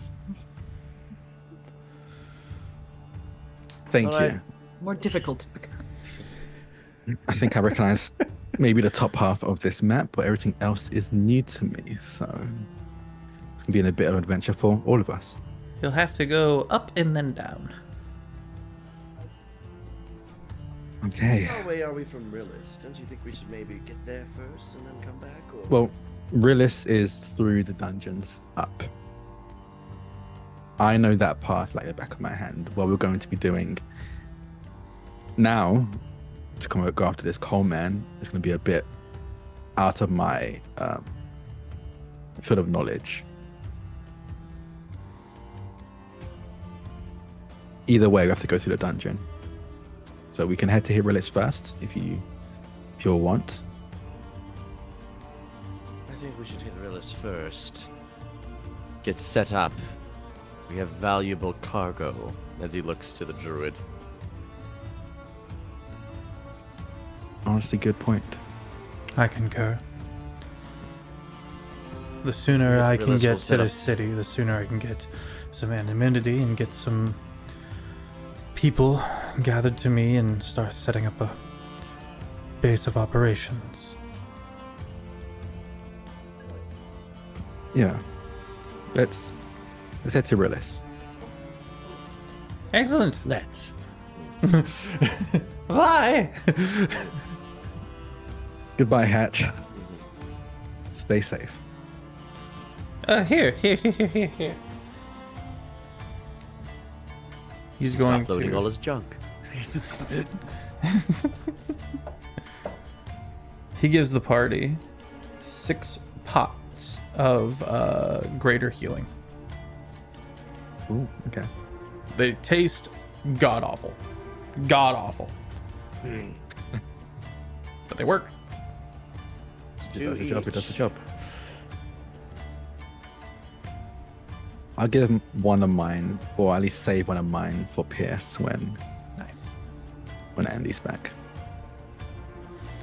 The party parts ways as the bear eventually loams off in one direction and the party begins heading back. Yeah. Just head straight to Plea. Okay. I think if I can, I would like to meet up with the governor to give him an update of what our plan is. a cold storm. A cold storm begins to roll through Hail Hydrate. And you find yourselves, thankfully, getting back underground into the fallen megacity of Relis. And soon you find Very yourselves. annoying, but hilariously obedient. So what was that? This businessman, you're very annoying, but hilariously obedient. I didn't even say please, and you're sending familiars out after I told you to. I'm trying this thing called compliance. All it seems to do is get me in trouble and smacked around by bears. And walks away. Such good bone structure. The cheekbones. The cheekbones. You find yourself stepping back through that gate, and you are back in the city of, or the village of Plea. Well, all of you can come if you like. I just want to speak to Governor Balin to let them know what our next steps are going to be. Just they can expect us to be back, but maybe in a day or two. Come with and help clear Catch's name and tell them to be on the lookout for stone doppelgangers. You step across that bridge over the water, and you can see some people looking up at you as you move across. You knock on the door, the guard lets you through. The dwarf, Balin, looks to be reading something, and he goes, welcome back. What have you discovered? Well, it isn't Hatch that's been tormenting the village. We found Hatch not too far back, seemingly trapped in a construct. They're okay. They have their amenities they need, food, water, all of that stuff. In fact, quite honestly, he may be safer in that construct than out of it. We have a feeling, or rather, our initial guess of dealing with a doppelganger is seeming more and more likely. So we're going to see if we can solve that. But first, we do need to head to Relis. We've been on the road for a while now. We need to get our mentee set up.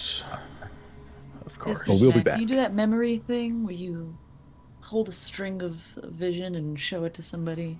I can only if this one knows magic themselves. Do you know detect thoughts? I can't say that I do. Unfortunate. Cannot do it then. I tried. But what I can safely say is that it's not Hatch. Hatch is, like Azalea said, trapped in the bear. Has been this entire time. Can't leave. Do not approach Hatch, by the way. The bear is evil, and it will kill you. It's not evil, it's just protective. Yes, with when I kill people on sight, it's evil. But when the bear does it, it's protective. Yes. He looks to the dwarf looks to Azalea, and if Azalea is corroborating this story, then he's gonna roll with it. Yeah, Azalea is nodding along. Be on the lookout for stone constructs, though. People size, possibly posing as your citizenry. Thank you. How can I pay you? You've solved part of the puzzle. Food would be lovely. I am starving. We can Honestly, definitely have food. some food made. We will not say no to food. The void is present in my stomach. I like money, but I would feel bad taking from it in front of my friends. We don't have much money here, unfortunately. But Told. we'll see what we can do. If you have any equipment to spare to help us with exploration through the dungeons, that could be helpful as well. Boy, he's gonna stand up and go back to a chest in the back. He's gonna pull a key out of his beard, and a lot of beards tonight. And he's gonna unlock it and pull out 3 master craftsmanship daggers. 4 for Pierce as well. These are all +1. and they deal your spell casting modifier for the additional damage, And for the attack roll? and for the attack roll. And when if you are attuned to this knife, you know a compass direction of the other people who are attuned with the knives. Okay. I think these shall help you. It's always good to Do they know all where look the everyone's at. same? Say again, sorry. Do they all look the same? Yeah,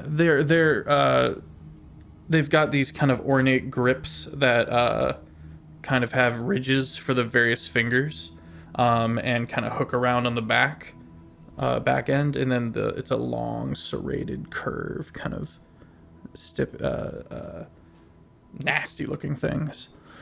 I found these a while back.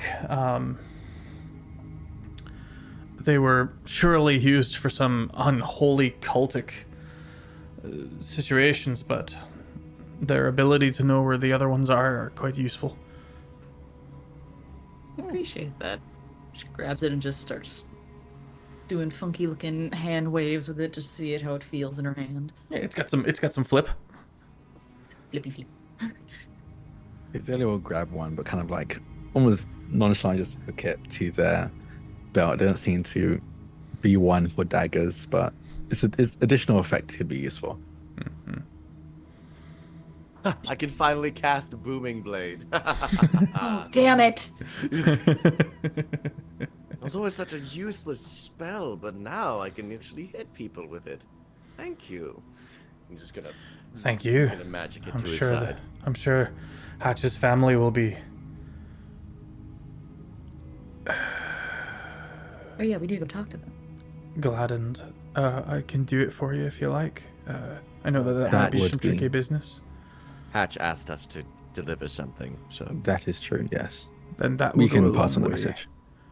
And that will go a long way. Thank you again. And Azalea, give my regards to your people, I will. Thank you again. of course. This is the third time, gang, that you have heard of a organization that Azalea is a part of. I think Azalea mentioned it once, but there is a genuine revere and respect, if not borderline on like fear, of this group that Azalea is affiliated with. So, what mafioso do you pay penance to, Azalea? As I don't guys think are I pay stepping out penance of the to bridge. any. Oh, that kind of fear and reverence only comes when someone's doing what I do, at least where I'm from. What type of scam is it? Insurance? Archaeology? Archaeology's a scam? Archaeology? How? That sounds awesome. Please. Oh, please. You think they find all of those artifacts? They dig them up, they make them look fake, and then they're actually made by some sweet little Northwestern lesbian who runs a sweet little shop. Getting Most ripped That and they off. also want to dig things up to find oil. Or they're just looking for oil. That is They the always- biggest spider I have ever seen in this house. Kill it! Hang on. Kill it!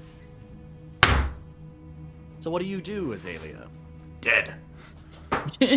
His name is Was. What I do is search for clues or artifacts or anything that can let us understand what was happening before the Spectre caused Warren Owen to be what it is now. And along the way, I help people who wind up here, like all of you. And that do-goodery gets that kind of reverence around here. You'll figure it out when we're in Realist. It's important work, and it takes a particular type of people to do that work. It seems like this place has got more respect for the good here than where I'm from. Usually, people who do good work usually end up dying unfavorable deaths. And the people who do scams are the ones who get rich and successful. I speak I'm from alive. experience. You're alive, but nobody respects you. Damn. Proceeds to stab him with her new knife. Roll it. Shit, I didn't put the knife in here yet. What'd you say it is for attack rolls? +1, Plus our what? plus your It's your- wisdom. It's your spell attack modifier +1 because it's a +1 dagger. So +6 to hit. And your spell attack plus your proficiency. So your wisdom Be +1 9, I imagine. and Yeah, proficiency. so 5 Yes, plus okay. 6. 5 plus 1 is 6, I mean. Beep, beep, beep. So +6. Oh yeah, 'cause you're not 17 on the proficient, die right? plus 6. 23 to hit. You Just pull it out and fix it. proceeds to twist it before she pulls it out. Ooh. Oh, I'm going to remove- head over to Hatch. Let me know when you. it's a D4 plus You're 6 ready to on meet damage. me. All right, you begin. Sorry, I couldn't hear that. What was that, Mr. Businessman? Azalea's walking away towards Hatch, the Hatch household. to tell Okay. the family. Sam Grim, I need you to steal her boots tomorrow. I said, please, I might have healed you, but you don't know manners. All right. If I die on the battlefield, though, just know it's not pretty. You'll live. I didn't even stab you that deep. I would have killed a man. One fell swoop. You're just lucky I'm tough. I don't have a lot of blood left to bleed out. Speaking of, you notice as Ilya, as you take the knife back, that there is no blood on the knife. What'd you do? Businessman definitely took the damage. And Businessman, you look down and there's a little bit of blood seeping from the wound, but there's no blood on the knife. Anyway, Azalea. Yes, I'm heading towards the Hatch household, the Hatch family household.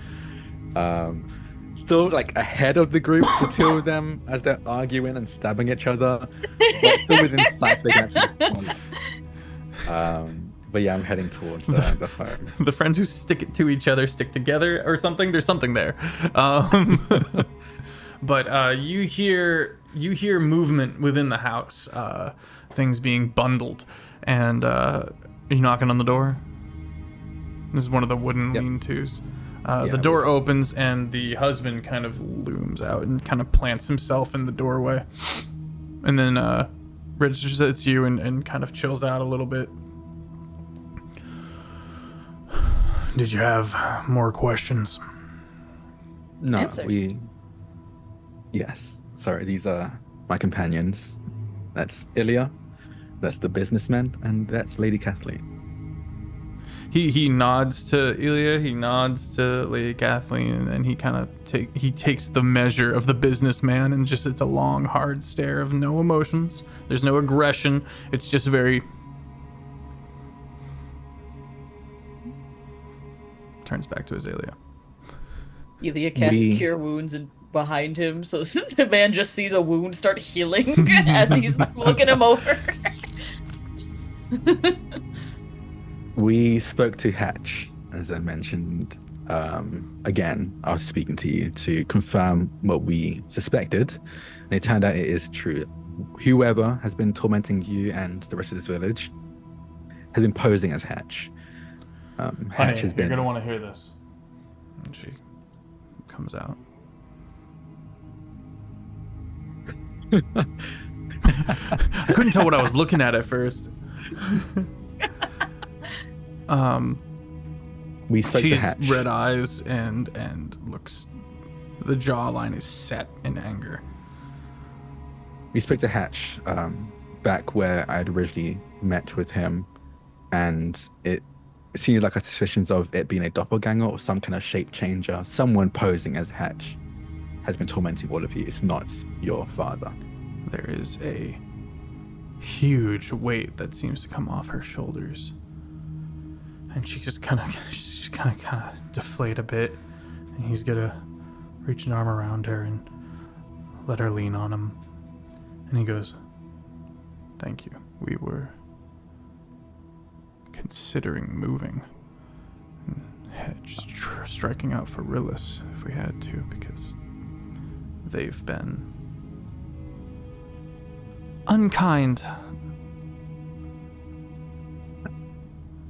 We've let the governor know, so hopefully he'll let that word spread, and hopefully that will change people's opinions of you and Hatch. Have you seen Eve? Not since Eve. I last saw you. We actually came because Hatch wanted to give a gift, or at least send his word to Eve. Oh no. Did she go out and go looking for him? Yes or no? Right now. Yes, she said that the cleric had a few more ideas on. We didn't know that you were leaving the village. Said But never said here, yes. Here's a picture that Hatch drew of Eve. It's very good. We're going to go save your daughter's life, because if she finds Hatch the bear, we'll kill him. I'm coming with you. No, you're not. No, no. We have one person we need to worry She about. looks. We cannot have She another. looks to Ilya. I'm going with them.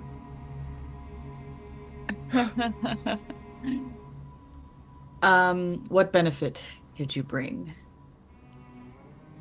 I'm going to be very honest with you. I do not want to have to focus on whether I need to use my spell slots to heal everyone who is in the way, or if I can focus on protecting your daughter. To put it bluntly, if you die on the battlefield, we are going to have to take care of ourselves. And if we have to take care of you as well, there's a very high likelihood you'll wind up dead. The dead thing's only use is to be a corpse or to be a skeleton. So do you would you rather stay here and wait for us to return safely with your daughter? Or would you rather become a skeleton? He's not going. become The husband is going to step forward and be like, "Respectfully, I would appreciate a little more, a softer tone." This is why I We're do going this. He through a pushes lot. his head away. It's like, this is why I am asking. Would you rather us put our resources and focus on bringing your daughter back, or possibly having to protect you as well? He defers to his wife, and she. Yes, thank you. Sorry, she's likely not far. Hope. I'm going to cast Locate Object on the book that Ilya gave to Eve. Okay. She's in town, actually. She's hiding under the bridge. Or at least that's where the book is. Uh-oh. And there's a small like nook under the governor's house. Okay, it seems like she didn't leave town, or at least her book didn't. Bismatch is going to take long strides and start walking. We will The hopefully place where return we soon. found Hatch, how many, if I could gauge it, how many miles away was that from Plea? Maybe 8. 8, okay. God, I have no idea. Though I do appreciate the use of miles. I see you. I wouldn't see use you, it, and I but see that it's- you're helping. I wouldn't use it, but it's purely because the ability to have are in miles. So that's the only reason I was asking. I don't prefer your weird When measurements. Baldur's Gate was in metric system, I was like, I get it, but I have to change it. I was like, oh yes, finally. This nonsense. even I had to change What it, the 'cause fuck is a I'm so used to it. kilometer? Okay. Okay. Knowing it's about 8 miles, I will just keep in step with the businessman. Yeah, you don't have to leave town. You find the party does find her practicing the ceremony spell. she's getting her rituals figured out. And she there's this like little alcove of a shelf underneath this stone pillar where the governor resides. And she's got a little clay doll and a little stuffed bear facing each other, and she's doing a wedding ceremony. Oh, that's adorable. Ah, hello. Nothing. She hides it. Your parents were worried sick about you. They thought you'd run off after us. And we were going somewhere dangerous.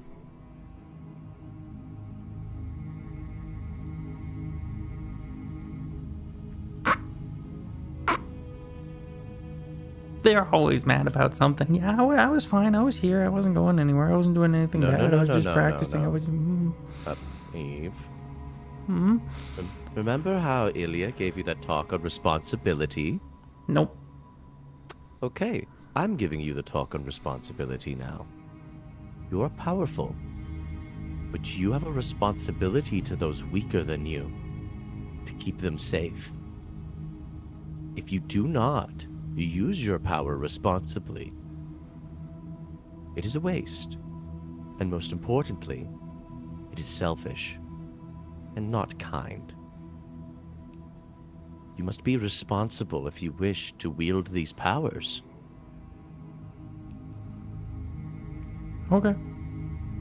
You're welcome to practice, but you must tell your parents where you're going and where you're practicing. I think Mom's scared of me. Your mother is not scared of you. She is scared that you're going to get hurt.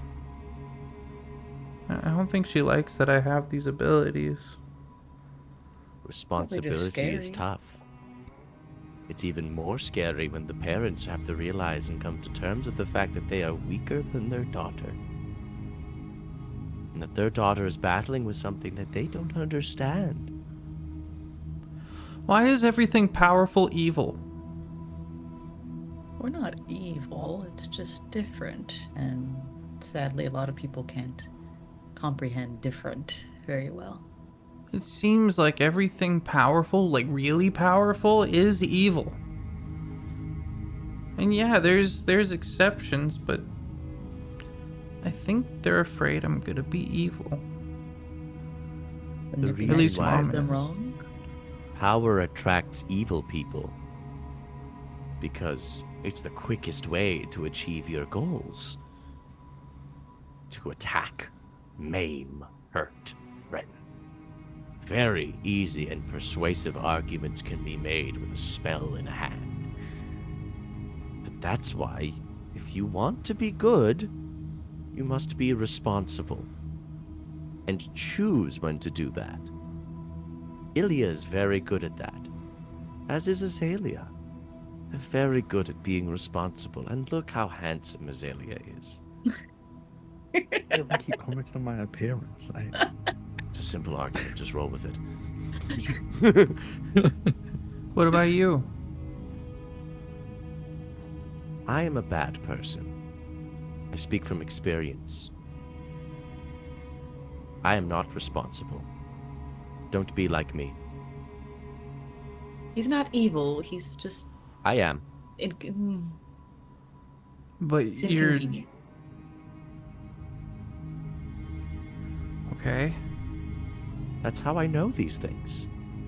I learned them. I did them. I did the bad things. It's a hard life. It's a lonely life. You don't get family when you're evil.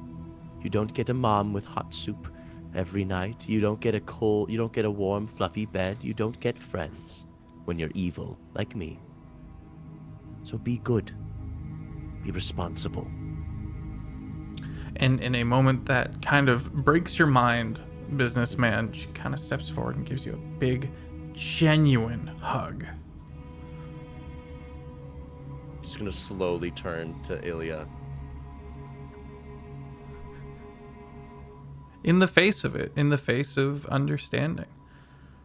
You are the forgiveness of a child, or the the "I will love you anyway" of a child.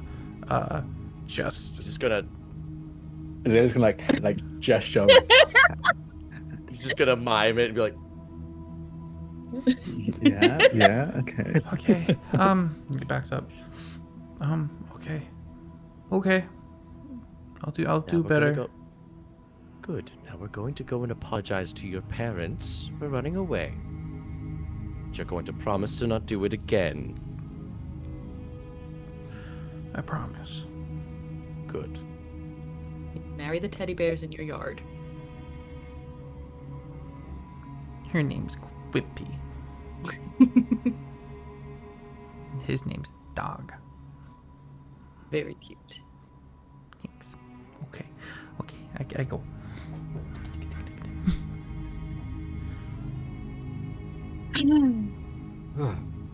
Good job, businessman. I didn't know you had it in you. Weird. Usually when I tell people that I'm evil, they know what that means. I don't think she did. Maybe I need to explain it again. Not actually evil. It's No, I do difference. despicable things. It's okay. okay. I go to you're a hospitals and troll the businessman. dead and troll the hospice care bay. I think there's at least a spectrum of evil that you have not crossed a very important threshold of. I'm getting there. Eh. I think if people would choose to deal with you or the one who will not be named, I think people would rather deal with you any day around here. Nordic says, "Offbeat, I spit out my rum." Little legs and all that. I guess evil is a spectrum. You're just not as badass as you think you are. Sorry. I know, it's depressing. Hello! I found you. It's Ah. Atticus match. he's got shoes of water walking, and he's just.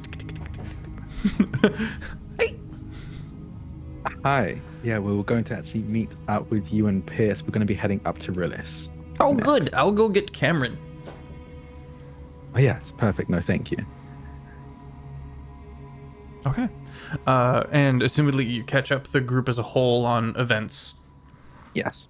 Okay. Anything you wish to not? And that was when the businessman was strangely good. I didn't know he could be good with anyone, let alone kids. He actually like reciprocated the hug properly. Yeah. It took some coaxing, but Last Yeah, time he I reciprocated a haven't hug with gotten me, one of those. dislocated my collarbone. This hits the group of NPCs totally differently. It's the full spectrum where Cameron doesn't believe it. Atticus is completely undeterred and kind of is zoned out and doing some math. And Lady Kathleen is like, "Commendable. Thank you for being nice to the child." I was trying to inform them to Yes. not be like me and to be evil. And you were trying to help. That is commendable. Just didn't want another competitor in my field. Well, Cameron's like, "There it is." Trust she be in my field, not yours. All right. Are we going out? yes, we're going to be heading up to Rillis through the dungeon. And after we've set up and gotten you all comfortable, we're going to be heading back down to follow up on this lead with Coleman. I'm ready to go. I'm tired of hanging out with this artificer. He's too smart for me, I think. That's what I told him. Are you all ready? Or would you like to rest a bit longer? I'm good to go if you are. I'm ready. Let's do it. You there? Is there anything else you would like to do here, Ilya, before we go?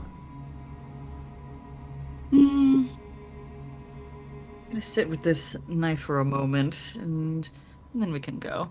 As she tries to like attune to it. Absolutely. Absolutely. The party can attune to their knives for sure, for sure. Like as she's staring at it and she's kind of like watching, her eyes are already completely white over, but it almost looks like they're rolling. Like it looks like they're moving, but not just like back and forth. Looks like they're just rolling. Like just over and over. Yes. Okay. And as she does, it just slowly, the core just gets darker and darker and darker until the blade of the knife looks like a black hole. Cool. The dark black pitch nothing with the rim of light being absorbed around it. And then she puts it into her chest void hole. Okay. Everyone is unnerved. Everyone just like that. No one liked that. Maybe one day you'll find someone who likes that. No one here likes that. At least as far as the NPCs go. Azalea, I think, will try and sneak away. Oh, okay. I think. So there's a little bit of time spent with attunement and stuff like that. And Azalea, you kind of dip out. Yeah, I kind of sneak away to Are you- also attune. Are you dipping out, or are you like stealthing and trying to get away? I'm trying to without being- stealth out. Okay, roll stealth Yeah. against everyone's passive perception. Businessman's got Rolled a 9. 7. So, yeah. A 7? Yeah. Even I'm gonna notice that one. Stealth, yeah. Don't be Or, suspicious. Don't be suspicious. I think it's purely like I think things are fully an Irish goodbye. I just walk away like a mid group discussion as I walk out of the tent. I left the stove on. No, I'm kidding. But yeah, you just kind of dip out. Yeah, and I'll just find because I'm not aware that I didn't stealth properly. I'll just find like a secluded place and take that time to attune with my blade as well. And I think for Azalea, it's probably just as unnerving, but maybe more so because it's definitely something that you haven't seen Azalea do this entire time you've been with them. But Azalea kind of sits down on the ground, the dagger like stabbed into the earth in front of them, and have their hands almost spread out on the ground as well, trying to get as much of surface contact with the earth, with the soil as possible. And they kind of stay there perfectly still, almost like a statue, for almost the full duration of their tuning period. And then near the end, they reach up for their kind of part of their face and then kind of pinch and then pull. And you hear like a crack of porcelain Ooh. as they pull open, and almost like around where the cracks you see in their skin are, almost basically open up their face. As if breaking apart a porcelain doll, and within you just see darkness for the most part, and then some source of deep golden light coming from the center of Azalea, and they take the dagger and put it into their face, and then place that piece back, and you see kind of the gold seal up again, Cool. as they attune it and make it their pet weapon. Okay. Excellent. The soil here is very warm. And your wanderings have brought you to the natural hot spring. There's no one in it right now because because it constantly purifies itself. There's no one in it right now. No one's cooking with it right now. And you just kind of note the churning and near boiling of the water, burning these noxious fumes up this long chute that goes up into the mega city of Rillis.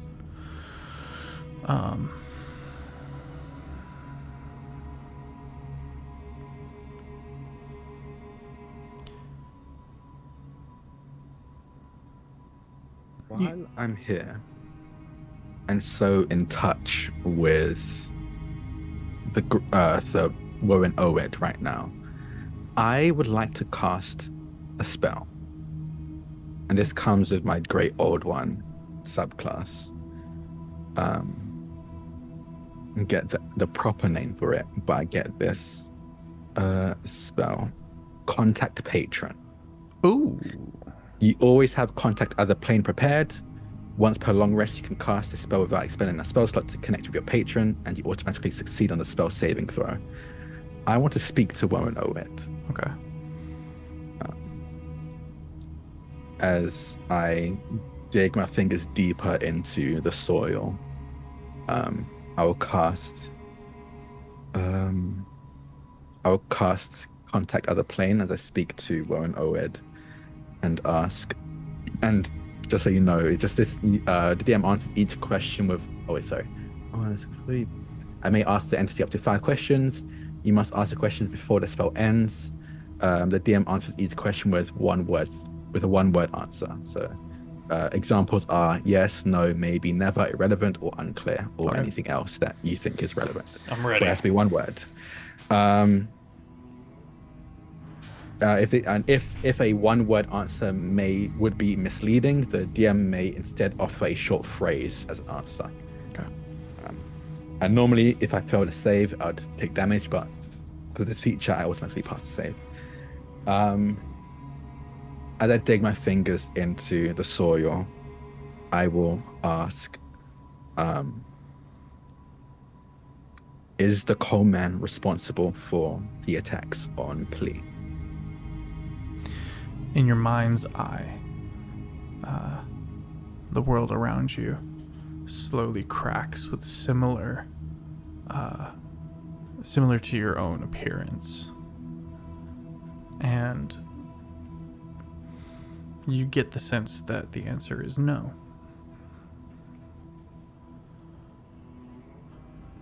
My next question will be, is this coalman an ally or enemy?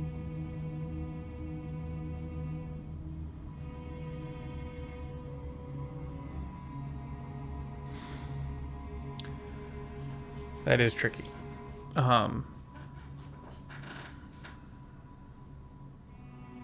Because it's not necessarily, you're asking if it's an enemy or an ally to Woen.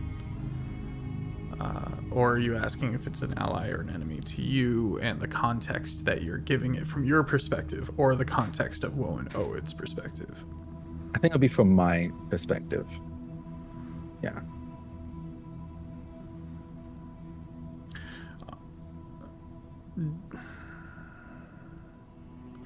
Depends.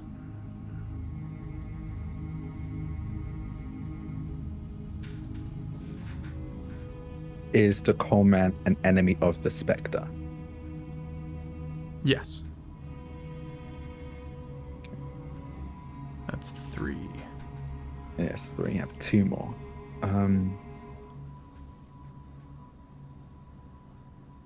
That's a useful spell. Good lord. Yeah. I very much like it because it incentivizes and mechanizes speaking to your patron, Yeah. which I find very. Yeah, absolutely. God, 2 more questions.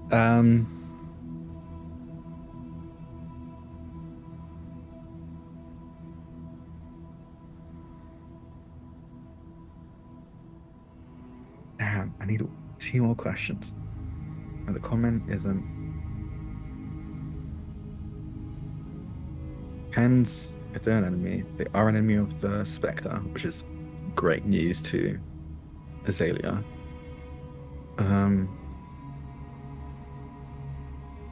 Should we awaken the coalman?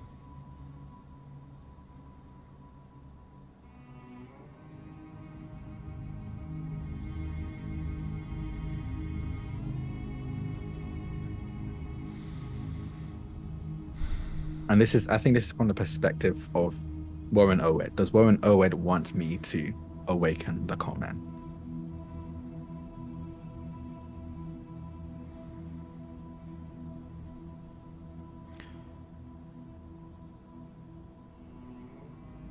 Not now. Okay. One last question. It needs to be a good one.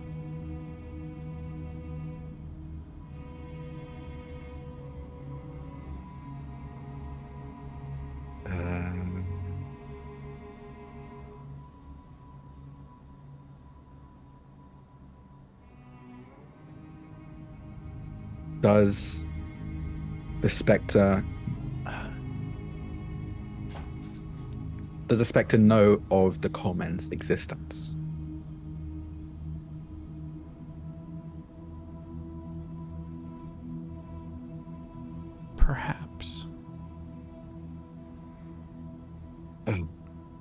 That's the vaguest one you've gotten yet. Yeah. Perchance. Perhaps some per maybe. And yeah, that would be my 5 questions as the kind of almost like the cracks recede out from the landscape back into Azalea, as if Azalea was the core of the shattering, and it disappears. It's so aesthetic. I love it.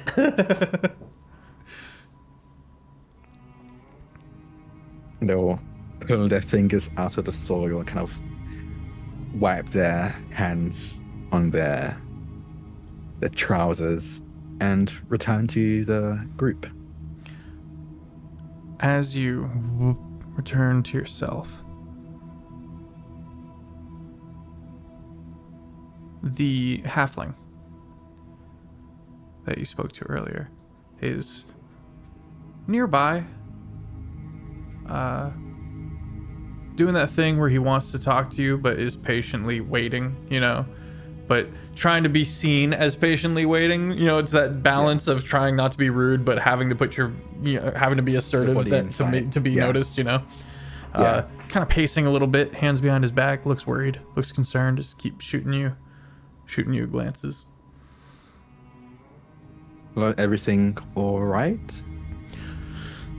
I didn't want to interrupt. No, thank you. I appreciate you course, waiting. Is everything okay? Yes, a lot of talk about you, and your friends, but mostly about who you're affiliated with. Hold on. And I'm going to make a telepathic bond with this person. Okay. And in their head, I'll say, speak with your thoughts. Okay. All right.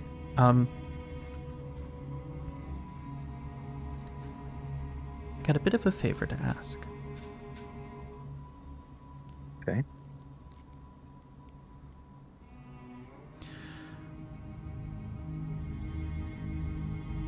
I never learned the name of the group that bought up my debt.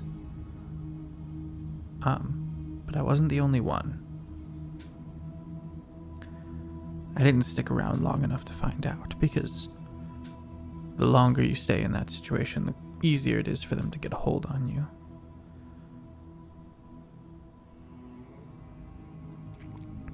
But I've got a brother up there.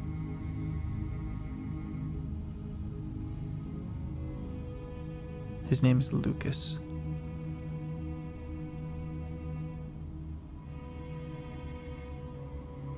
I would happily be of service to your people for the rest of my life, if it meant that you could orchestrate his well-being. He wasn't able to leave like I was, and we parted ways over it, and it was bad blood, and I don't expect that to be rectified. He just wasn't in a position where he could leave. But I know that you're powerful. I know that your people have sway, and I would happily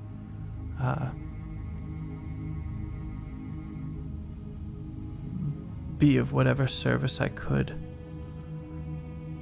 if it meant his safety. He's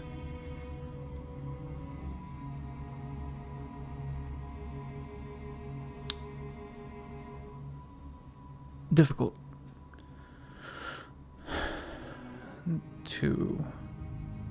he has a hard time interacting with the world around him like the rest of us do. And sometimes he gets kind of confused. I'm worried that he won't understand the danger he might be in. What's your name? I'm Jameson. James.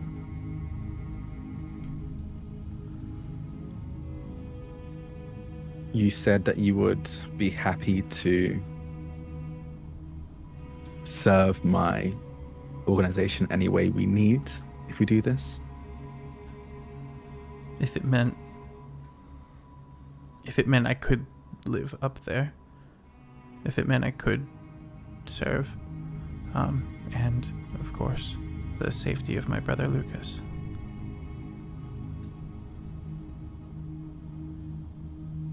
I'll speak to who I can, see what I can do. I can't tell you what we'll want in return. I'm not the leader of the group by any means, so you have to speak to them. But I'll if be it here. is, yes, if it's something that they're interested in and can help with, they will send someone down here to let you know that it's been done and that you need to pay your part of the bargain. Of course, I feel ever since I came here and things started being safer for me, and I started really being able to process all of this, I've just felt profoundly guilty about leaving him behind. He made his choice, of course. He refused to come with me, but I'm worried for him. He'll be running the bar now. The What's the name of the bar?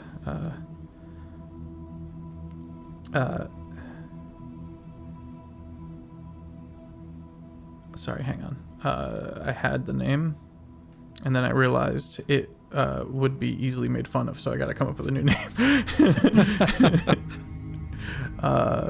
It's called the...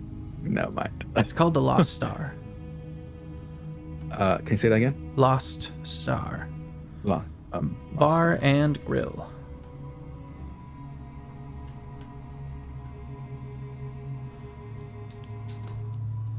It was our dad's.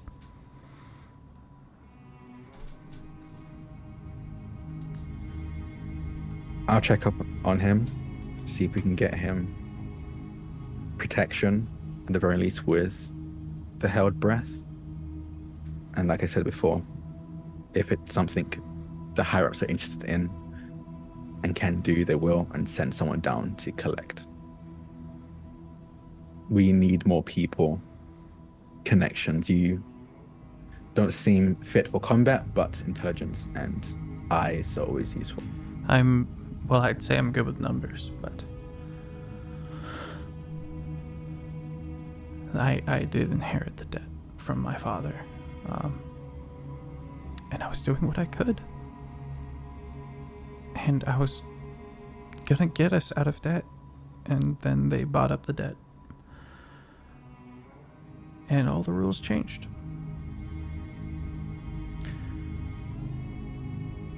I'll do what I can. Okay, thank you. Just gonna do a little bow, scurry away. Now I'll cut the telepathic connection and head back to the tent with the rest of the group. Okay.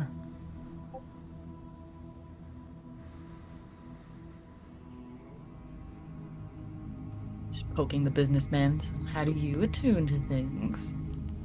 I hold them in my hand and I take a nap. Poking his face.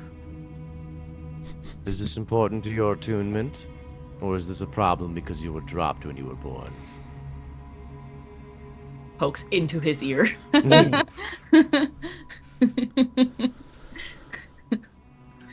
So the latter it is then. I feel like the businessman is only going to take so much of this before he starts before something happens. I don't know. We'll see. Do you have something better to do? Or cleric-y stuff to do? Don't you have a god to commune with? He gave us potatoes. I'm giving him a break. I don't need to ask him for things all the time. Oh, okay. So you can't rely on him when we need him most. Got it. No, Is he when I working on- need him most, I'm fine. You, on the other hand, is a different story. Mm-hmm. And this whole little trapped in a demiplane situation doesn't worry you one bit? No. What about all your patients? You're not there. You were my main worry for them. Businessman, it does strike you that Elia does seem like the only person who's not wigged out about being here. Other than me. True. True. So you're not concerned? No. Why would I be? just figured you'd be more worried for those patients at home. I mean, yes, I was their main concern when they died. But what about the ones that are dying? The process of. For them. I'm very hopeful in my training of my subordinates and coworkers that though I am not there, that will not change the fact that they are not taken care of. And Elia, you have a sense that you're supposed to be here.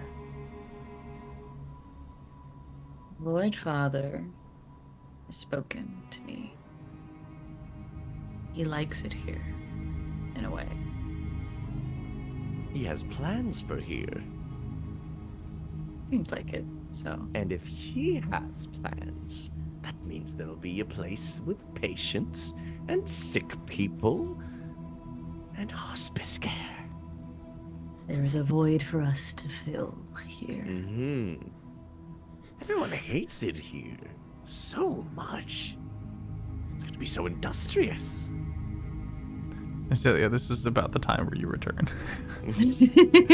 You pass by the kid who's still out by the front tent, who's been hearing this conversation and is just like looks to you, just averts his gaze.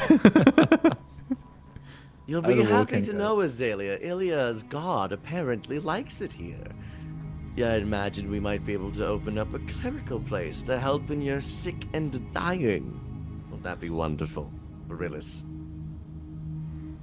I just look at businessman, turn to Ilya. You won't be hiring him for that, right? Not technically. That technically seems to be doing a lot of heavy lifting. That technically is holding so much weight, but I cannot control where the businessman decides to do his business. Azalea, let me lay it out for you this way. My business is on two fronts. One front is I go to those already alive and perfectly healthy, and I basically hire them on. They give me a small penance every single month, and that ensures that when they die, I give some of the money back, and of course take their corpse for the price. Basically, it's a way to ensure that no matter what happens, the bodies stay around. Now, at a hospital, it's a different story. You see, people are dying. They're desperate. Would you rather I leave them with nothing? What do you say to the father of three? Those big round eyes looking up at you going, please save my papa, but you've already tried. Revivify has been cast, the diamonds are dry. What do you say to those three children? Do you say, oh no, he's just going to pass away? Or do you say, there's not much we can do for him, but here's a sum of money? And then you take the corpse, and you dispose of it, and you bring it onto your retinue, and you begin your little necromancy. What's better for society, Azalea? What's better? Let's head up to Rillis. You wonder why I occasionally break your skin. And you wonder why people think I may have good business sense. The party gathers themselves together and begins the long trek into the ruined megacity of Rillis, heading towards the center. As we round up our episode, everyone roll me a D100. No! Lower is better. Roll a 70. 70. Yeah, 17. 70. Oh, 7D? Yeah, No. 70. No, Why would you do take it this? back. It was I the wish accent. I could. Yeah, it was the accent. 35. 35. 48. 48. All right. Interesting. There are many passages, and neither of you, non-natives to this land, have ever seen something like this before. It's empty, and there's always strange noises echoing off from any direction, and the sense of placement where you are in this area is lost to you, and you have to rely on Azalea. And it's a lot of just crawling through windows and moving into rooms to go into another room, to climb up into another room that has the floor has fallen out of. And Azalea seems to be looking for stairs at any given time, constantly having to find the stairs and then moving up. Azalea, you know your route well, and you keep moving through. At one point you find a brand new tunnel that was not here when you traveled through this way. It seems like someone is just mining straight through the city.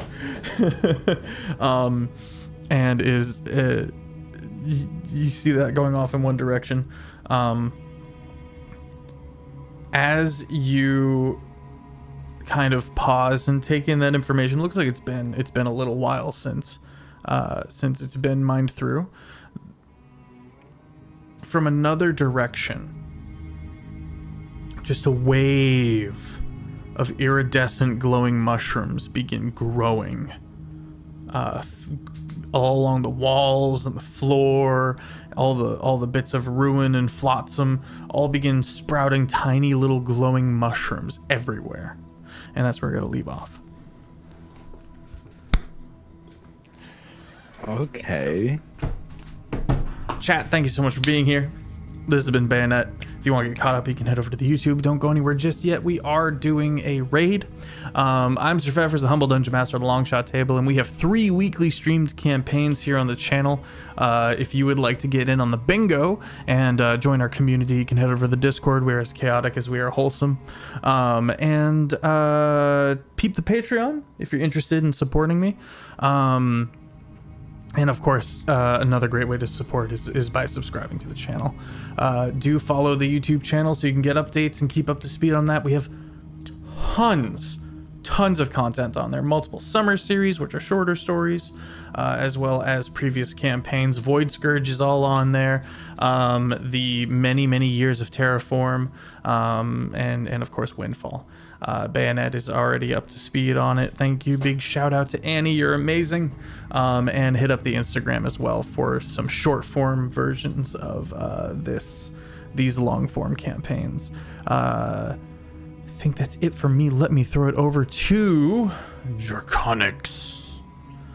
Hi, I'm Drak or Drakoniques. You can find me on all socials at Drakoniques. That's DRAKONIQUES. I basically do TTRPG stuff. Everything and anything TTRPG related, I do or will be doing in the near future.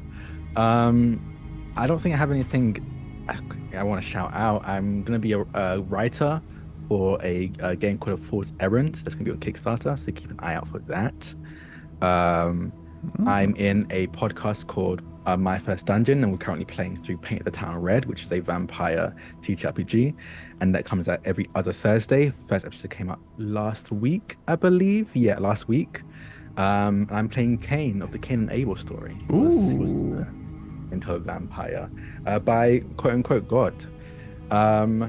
What else? I'm one of the writers for Pathfinder 2nd Edition's Lost Omens Divine Mysteries, and that's coming out in November 20th. So if you want to check that out and play with some of the gods I created, or at least create the spec stories of, you can check that out. Yeah, I think that's pretty much it. There's probably other stuff coming out soon, but just keep an eye out on my socials to figure that out. One of them being Blue Sky, because everyone's doing like a mass exodus of Twitter once again. So I'm trying to be more active there. But yeah, that's me. I'll throw it over to Lexi. Hello, I'm SmolbirdLex. You can find me at SmolbirdLex. I do art, streaming, VTubing, and TTRPGs. I'm still on a medical hiatus. Hopefully I will be out of this soon, because I swear to God, these demons got hands, bro.